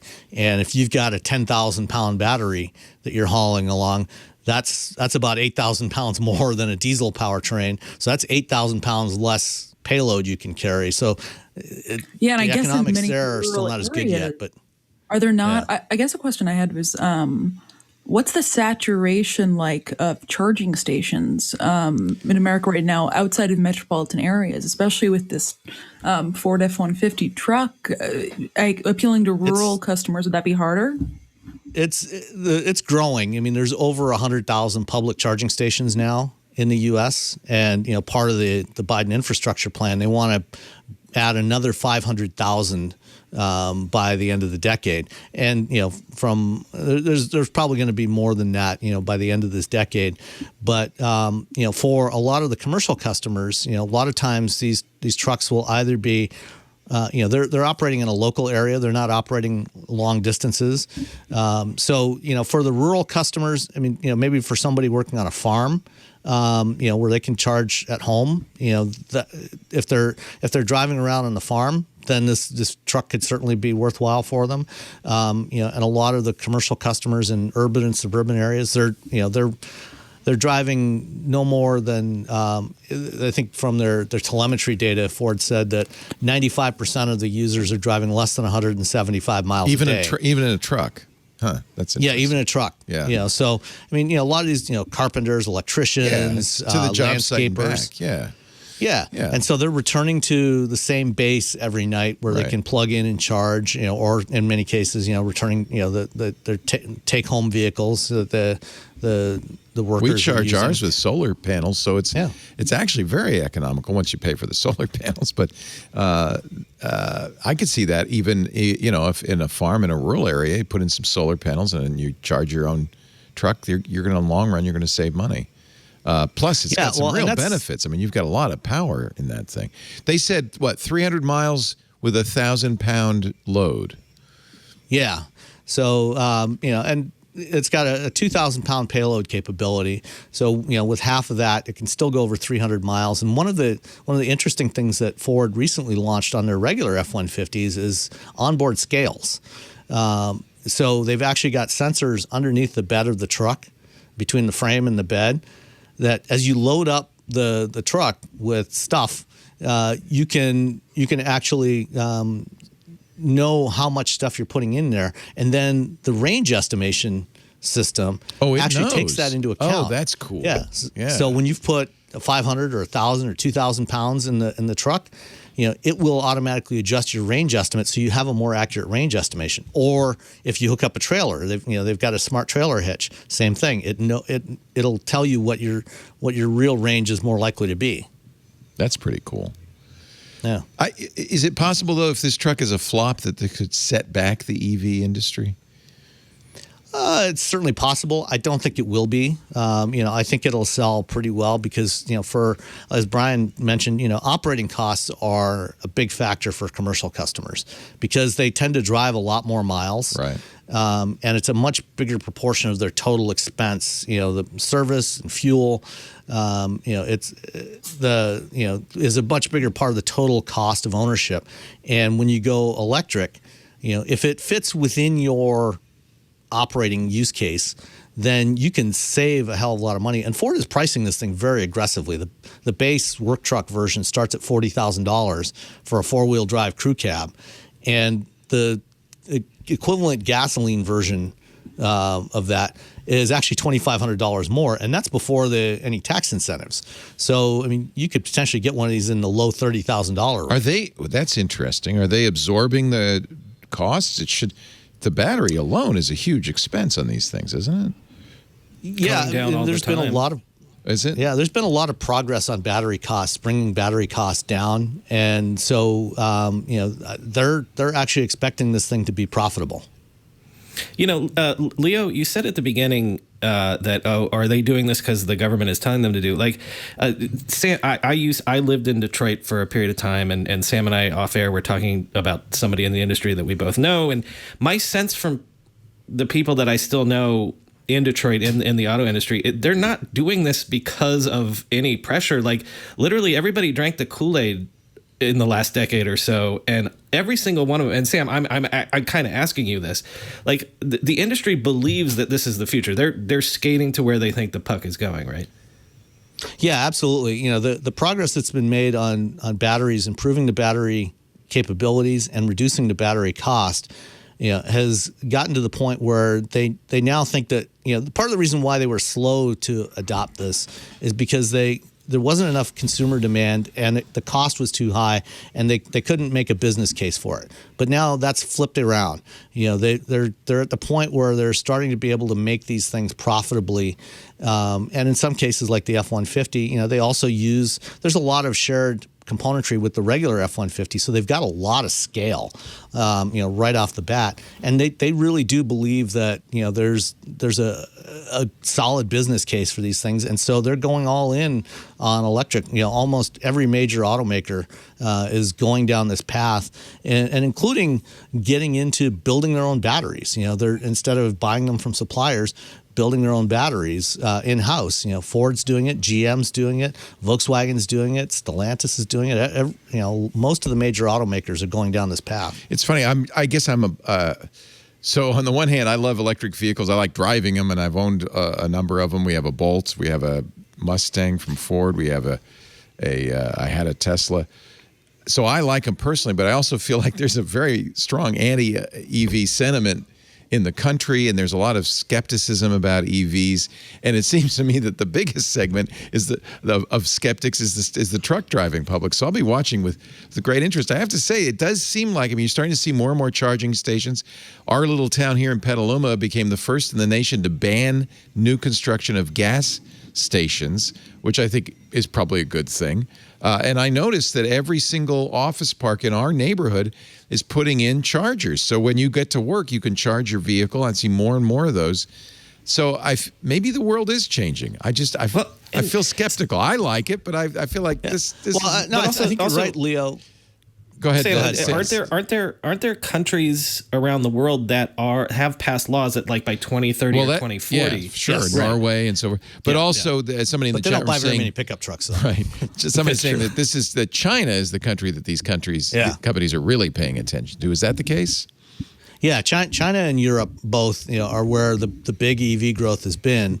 But Leo, you were mentioning, there's still a lot of people that don't like EVs, and that's true. There is a certain portion of the population that thinks it's a terrible idea, but I think for a lot of people, they make a lot of sense, and especially for businesses. And this is why Ford, they started with the Mach-E, to generate some excitement.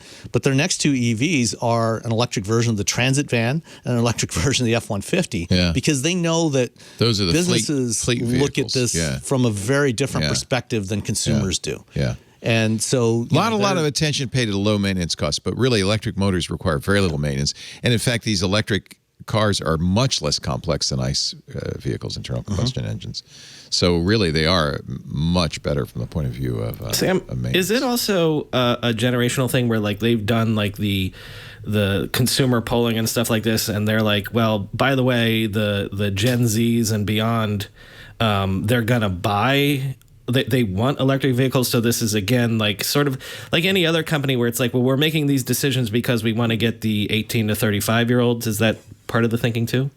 That is definitely part of the thinking. They're looking at the changing market demographics, and all these other factors. And there's a fairly long lead time, to develop a new vehicle. So the things they're doing now, they're planning for the next 5 and 10 years. And that's part of what I do in my day job. Is forecasting this stuff and working with companies to help them figure out their strategies. I get regular emails from listeners and viewers who say, "Oh, Leo, you think electric cars are more eco-friendly, but they're not. What about lithium mining and recycling batteries? And what about the power you're using because it comes from a coal-fired plant?" I get that constantly. I think there's a very strong drumbeat of people saying EVs are not as eco-friendly as they pretend to be. What's the truth on that? It does take more energy to produce an EV than it does to produce an internal combustion vehicle, but over its lifespan, if you look at the full life cycle, from cradle, from raw materials to completely end of life, the overall emissions are significantly lower, even with coal-fired power. And coal-fired power is significantly in decline. Yeah. But let's say fossil fuel powered plants, which are still the majority. But even then, they're putting scrubbers on those stacks. They can do a lot to reduce emissions from those plants at one single source than the tailpipes of 100,000 cars. And we're getting a lot more renewables all the time. There's more solar, more wind going in all the time. Well, as I said, I have 60 solar panels on my roof. So I'm generating more electricity than we use. So I feel all right about that. But still. And the other thing about recycling, they're also making a lot of progress on battery recycling. And as the number of EVs available, that are in use goes up, there's also opportunities for second life uses of those batteries. So once maybe the battery's only got 65, 70% of its original capacity left. You take it out of a car, you stick it in a rack and use it for stationary storage, at those DC fast charging stations. You put it in stationary storage there so you don't need as much incoming electrical capacity. And you charge up those batteries slowly, and then you charge the vehicles fast from the batteries. Or for grid balancing, there's all kinds of ways you can use those. And then recycling. VW has a pilot battery recycling plant in Germany right now that they're able to recover 95% of the key raw materials, the cobalt, the lithium, the manganese, and the aluminum from those cells.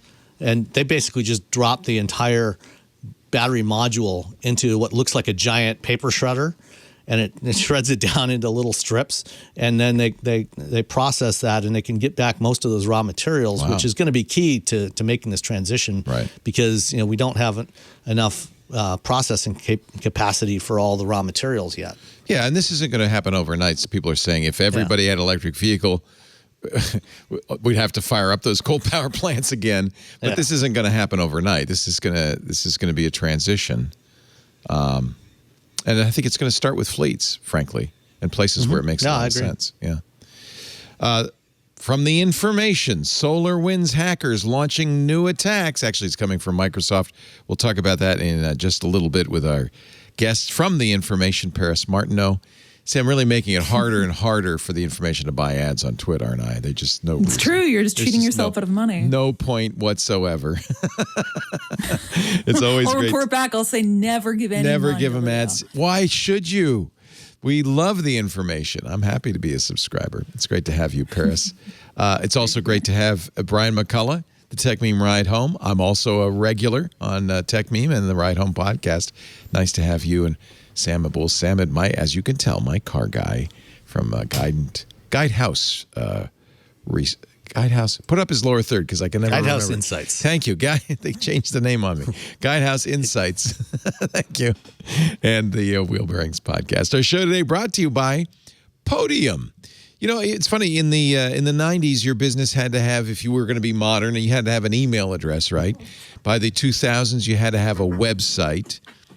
By 2010, you had to have a Twitter account or a Facebook account.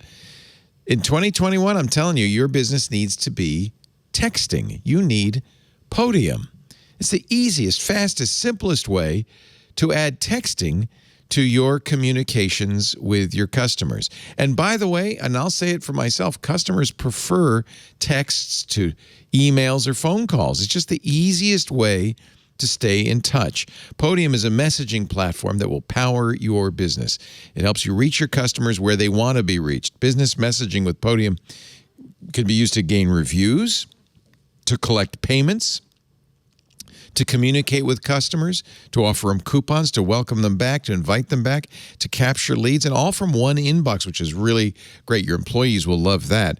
Podium helps you adapt to the changing world of communications. It's constantly changing.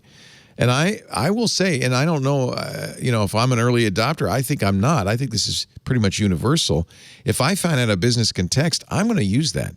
It's just easier for me. I'd much prefer to make an appointment with my hairdresser, to give a review to my dentist when it comes through a text. In fact, it happened to me the other day. I left the dentist's office, and they said, hey, leave us a review.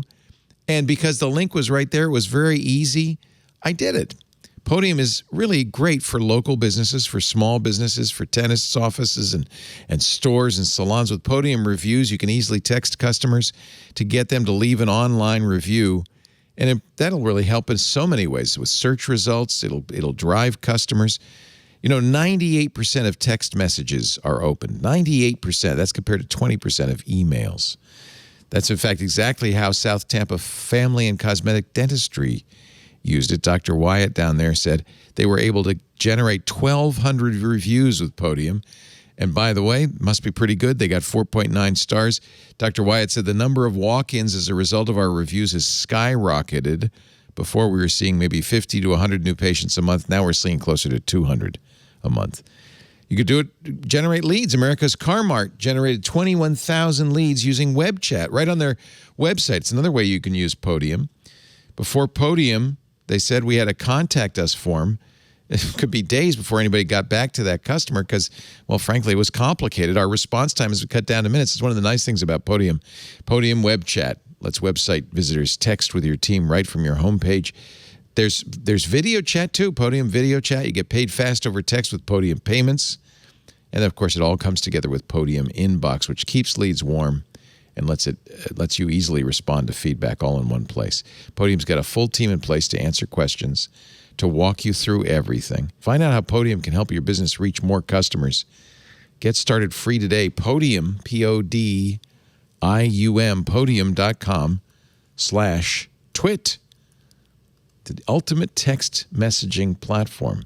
It's the new way to be in touch, and customers love it. Podium.com/twit. We thank them so much for their support of This Week in Tech. We thank you for supporting us by using that address so they know you saw it here. Podium.com/twit. SolarWinds back in the news. I thought we beat this one. SolarWinds hackers launching new attacks, according to Microsoft. We know that SolarWinds is Russian state-sponsored hackers. They broke into a lot of public and private sector organizations last year. Now, according to Microsoft, they're going after international development, humanitarian, and human rights organizations. Phishing emails they've sent out to 3,000 people at 150 organizations. They contain links once clicked that would enable hackers to steal data and infect other computers. Nobelium is at work again. That's the tool. Or actually, that's the Russian state-sponsored hacking group. Yeah, but you'll notice, what are they targeting? The human rights NGOs that would be critical of a certain country. Yeah. It's definitely a political action arm for Putin, right? Yep. Yeah, it's kind of amazing. I wonder if it's related to the Belarusian rerouting of that Ryan airplane from Greece. Yeah, but correct me if I'm wrong, because you probably covered this here on Twitter more, but the problem with the SolarWinds hack is they were there for a long time, so we don't know all the booby traps and sort of hidey holes that they could, like, they just turned this one on, but this could go on for years. Like, we find out later, oh, they turned this little booby trap on or backdoor on later to do this thing, you know. It's really interesting. This is in the Microsoft blog post, that these Russian-sponsored state hackers really are they're a political action arm of the Putin government. At the height of the COVID pandemic, strontium-related sponsored hacking groups targeted healthcare organizations involved in vaccines. In 2019, they targeted sporting and anti-doping organizations. Remember, Russia was getting a lot of heat for, in fact, their national teams were banned in some events because of doping. They've been targeting elections in the U.S. and elsewhere. Microsoft says this is an example of how cyber attacks have become a tool of choice for a growing number of nation states to accomplish a wide variety of political objectives. So I interviewed the CISO or whatever, head muckety-muck over at Cyber Reason, one of these, you know, about ransomware stuff. And the analogy that he used, he's like, this is the perfect, put on history hat now, Leo. This is the perfect analogy, is to actual piracy back in the day. Right. When, like, Queen Elizabeth would allow people to go out on the boats. Right. That's right. And you had plausible deniability, but they're freebooters. But then if you, like, robbed the Spanish galleon fleet, Queen Elizabeth wouldn't be mad at you, you know? Yeah. That's a really good point. So he's like, this is the direct analogy where, and he's like, you know this because basically we know that the word went out that you guys can do all of this dirt on your own account as long as when we ask you to do a favor for us, that favor gets done. Yeah. And one of the reasons that they know that is, and several security experts said this, like if you put the Cyrillic alphabet, if you install that on your computer, because they were told not to. The Russian keyboards. Yeah. They were told you cannot hack anybody internally. So when they go out and they look for targets, if you have a Cyrillic alphabet loaded onto your computer, they keep on moving because they don't want to attack anybody internally. This, by the way, is not necessarily a recommended mitigation for hacking, but the ransomware that was used against the Colonial Pipeline folks and other ransomware apparently looks for the installed international keyboard, the virtual keyboard, for a variety of Russian-aligned states. And some think it's just a way of avoiding scrutiny by the police, but I think you're closer to the fact that that's just like a little hint. You know, like we're the good guys. Don't mess with us. Yeah. Brian Krebs, I think, had that story, and the people who discovered it said, "Don't assume that this will work forever." But it couldn't hurt. Yeah, install the Russian keyboard. Why not? Why not? Isn't that hysterical? Let's see. I was just trying to find that. Yeah, here it is. There's a list on Krebs on security of the keyboards that will work just for your own edification.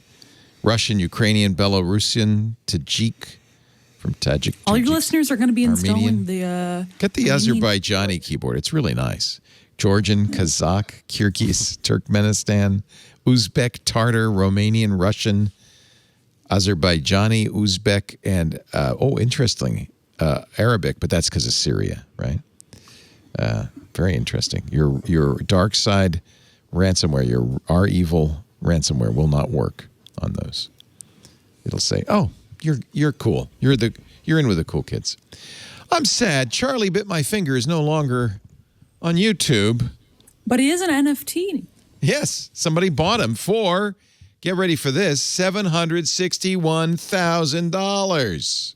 Honestly, good for the Charlie Bit My Finger people. Yeah, they got some money. They can have that. Yeah.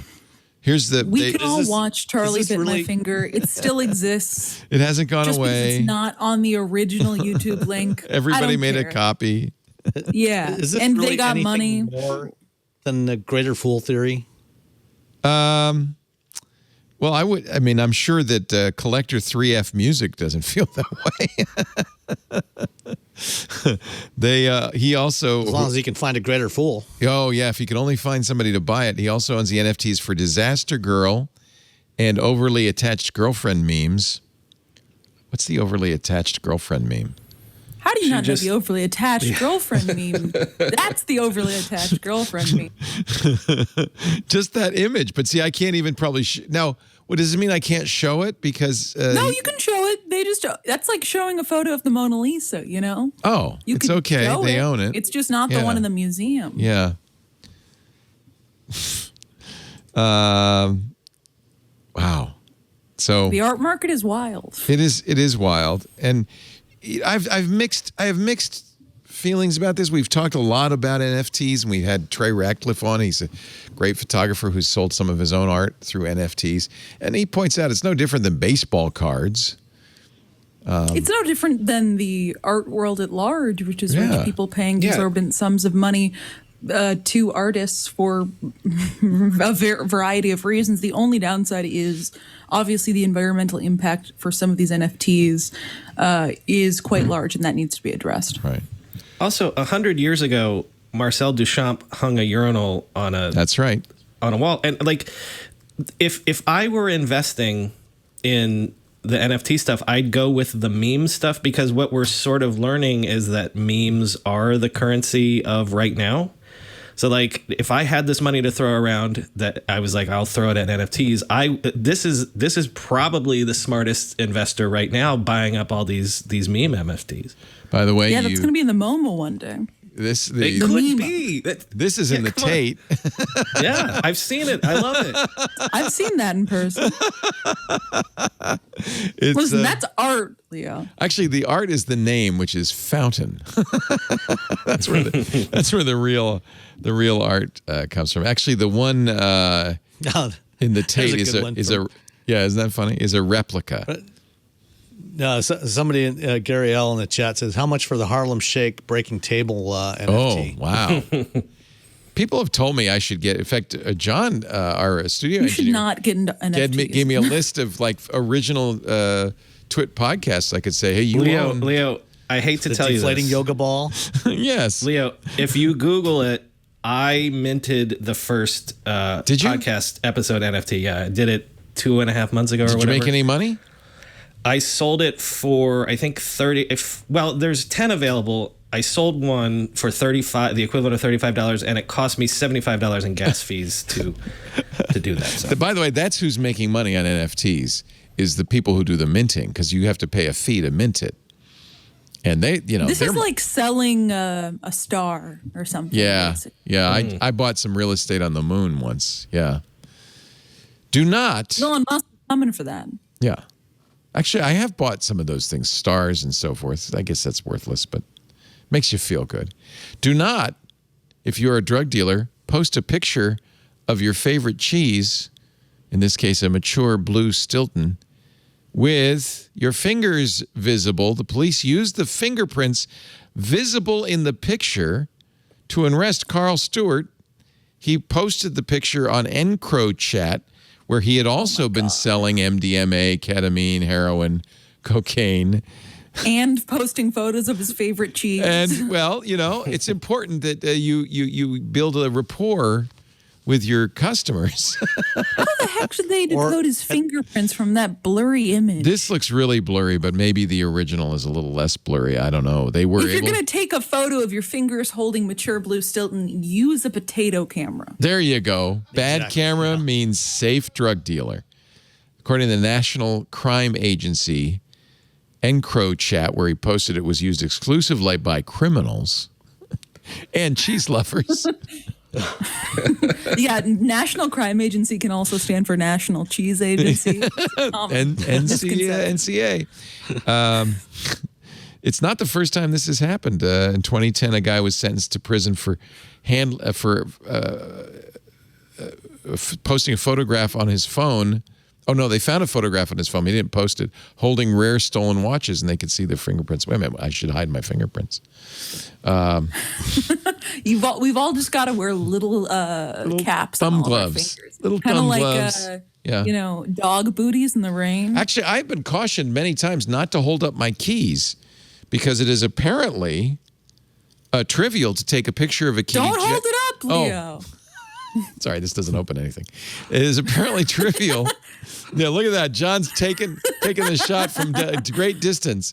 But apparently trivial to take that picture and make a 3D printed object out of it that actually unlocks things. Because aren't there only a certain number of key combinations? That's why you can go to any hardware store and have them cut keys for you. Okay. All right. Did you ever consider using Apple's podcast subscription for the Tech Meme ride home? Or not yet. Not yet. Or and because I think it's horrible as currently constituted. But well, it's an Apple only thing. Apple is delaying the launch of their podcast subscriptions to June to, quote, ensure the best experience for creators and listeners. It was funny. It was literally less than a week after we announced Club Twit that Apple announced they were going to do this. But after I looked at it, clearly they're listening. They must have gotten the idea from me. Sure. I think I've said this even before on Twitter. I'm a big Apple podcast user, and it is terrible as a platform. It's not good. They need to fix it. Well, but you still use it. I still use it because the barrier to transfer over all your podcasts to another app is a lot. And especially because a lot of the podcasts I listen to, I subscribe to support the podcast through Patreon, and then I'm given an RSS code link that I can upload through Apple Podcasts, but I can't do it on Spotify. Right. And, am I going to go for a third-party app? Who has the talent? I know. But if I'm going to choose another one, you can export an OPML file. Paris, that's what I was going to say. Oh, who has the time? Paris and Brian and Sam, we're going to send you complimentary subscriptions to Club Twit. And if you want Paris, you'd have to do that. You either get a QR code or you upload the RSS link, and then you can subscribe. It'll be my Apple Podcast ad-free version. We get that a lot. People say, "Oh, I can't do it in Spotify." That's right. We Pocket Casts work with a QR code. But yeah, OPML is your best friend. We all learned about OPML when Google killed Reader. That was the only way out. I feel like I've heard more about Reader since Google killed it than I ever did when it was alive. That's true. People love to talk about how Google killed Reader, but no one loved Reader when it was around. And now Google's announcing that they're putting RSS subscriptions back in Chrome. So go figure. It's not a very good system. It just, you can say subscribe or follow this RSS feed, and it'll show you in the new tab. It'll show you a card from that particular feed. You mentioned, and this was one of our stories, Amazon ad revenue is now twice as big as Snap, Twitter, Roku, and Pinterest combined. It is a huge ad giant, growing faster than anybody else. And this goes back to what we were talking at the top of the show about antitrust action, something that the House Judiciary Committee zeroed in on quite a bit in their report on Amazon is the practice that part of Amazon's big ad sales is to sellers wanting to promote their own products and get them higher up in the page than Amazon products, which even in a lot of cases, Amazon ends up putting their own product next to the buy button for these promoted products. But it is a big booming part of Amazon's business. Yeah. And if Amazon is already charging the VIG just to use the platform, and then now there's the tax for the ads, then again, in theory, even if you do go back to the old, well, this is bad for consumers because of prices, well, that's a cost that's being passed on to consumers just to make sure that you can be found on the biggest platform. Oh, right. And you know who does the and they same can't thing? lower Apple, exactly. The App Store. Yeah. I feel like Apple, people are starting to, I don't know who's stimulating all of this interest, but after Apple turned on the ability to turn off app tracking, a lot of people set up and said, Apple's also tracking you. Maybe Mark Zuckerberg is secretly sending us brainwaves. I don't know. See, this is the reason why you can't get 7 different colored iMacs, Leah. Oh, shoot. Tim Apple just picked up the phone. Forget and he was I like, mentioned cut that. Leo off. No, I don't want 7-color IMAX. It's fine. He wants a special 8th color, iridescent. Hey, I think we've come to the end of this fabulous show. Paris, it's great to have you. Anything you want to plug? Of course, you're right for the information, which everybody should join. Oh, shoot. I'm really bad at this stuff. Yeah, keep talking up the information so we don't have to buy ads for you. And follow me on Twitter at Paris Martin. Now, you can see all the tweets that I send while on this show. While on the show, ladies and gentlemen. No, only during the ad breaks. Only during the commercials. The information promo code TWIT, right? Yeah, promo code TWIT. There you go. That's going to really puzzle Jessica. She said, why are we getting all these people trying to use an offer code? I don't understand it. Can you want to explain, Paris, what your header on Twitter, what that comes from, Doin Tweets? What is all that? Oh, this is so the background image, which is a conspiracy board, lots of red string, is originally from Sunny in Philadelphia. Oh, boy, yep. And it is the kind of conspiracy board one. And then superimposed over character's face is a cartoon image of my face from my Wired illustration when I was there. And in the center of all the red string in the conspiracy board is the phrase "Doing Tweets," because that's where every conspiracy leads to. I'm glad you explained that.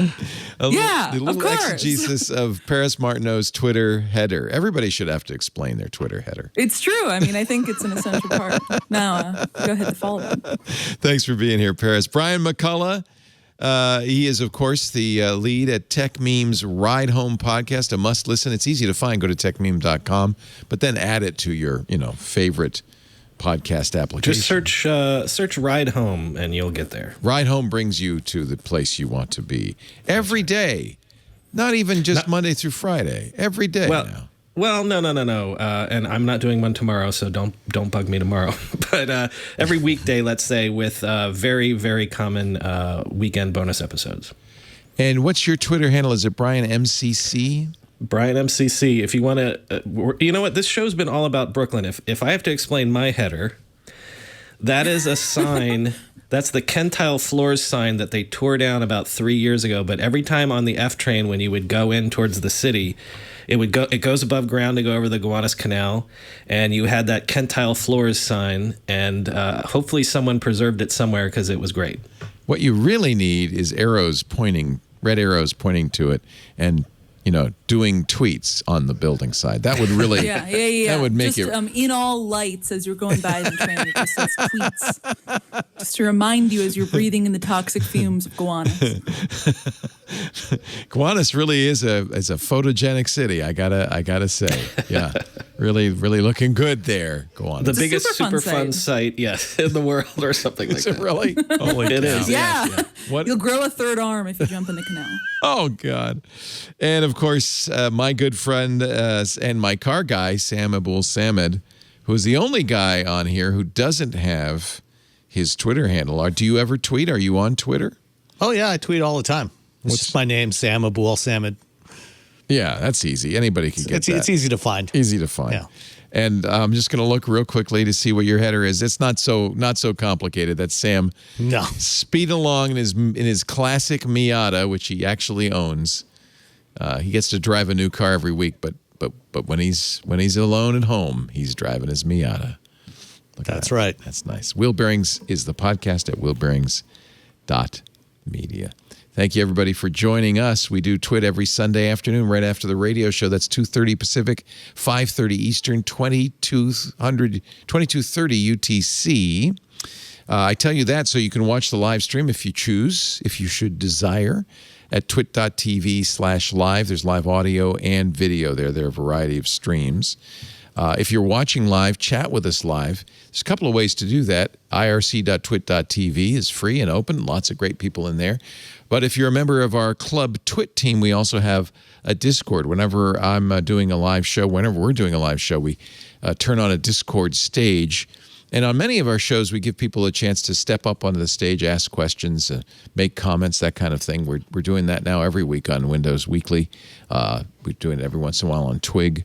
The Club Twit is, there's more information at twit.tv/clubtwit. $7 a month, ad-free versions of all the shows. You get the Discord. You get access to the Discord, which is a lot of fun. Many of our hosts are in there. And you also get a special Twit Plus feed, which is all the good stuff we take out of the shows because we don't want to offend anybody. twit.tv/clubtwit. On-demand versions of the shows are not just through the Club Twit. Of course, you can get them at our website, twit.tv. If you go to twit.tv and find This Week in Tech, you'll also notice some links there. The YouTube channel, every show we do has a YouTube channel, but there's also links to various podcast applications, so it makes it easy to add it to Pocket Cast. Oh, let's show that. I forgot. There's other free ways to interact. There's our Twit forums at twit.community. There's our Mastodon instance at twit.social. You're also welcome to join those. Those are free and available to all. So we have lots of ways to interact, to participate in the community. I have to say, it's a really great community surrounding the podcast here at Twit. Smart people, interesting people. So the more you participate with them, the more fun you will have. But I am very glad that you watched this show. Thank you, or listened. Thank you very much for being here. We'll see you next time. Another Twit is in the can. Amazing.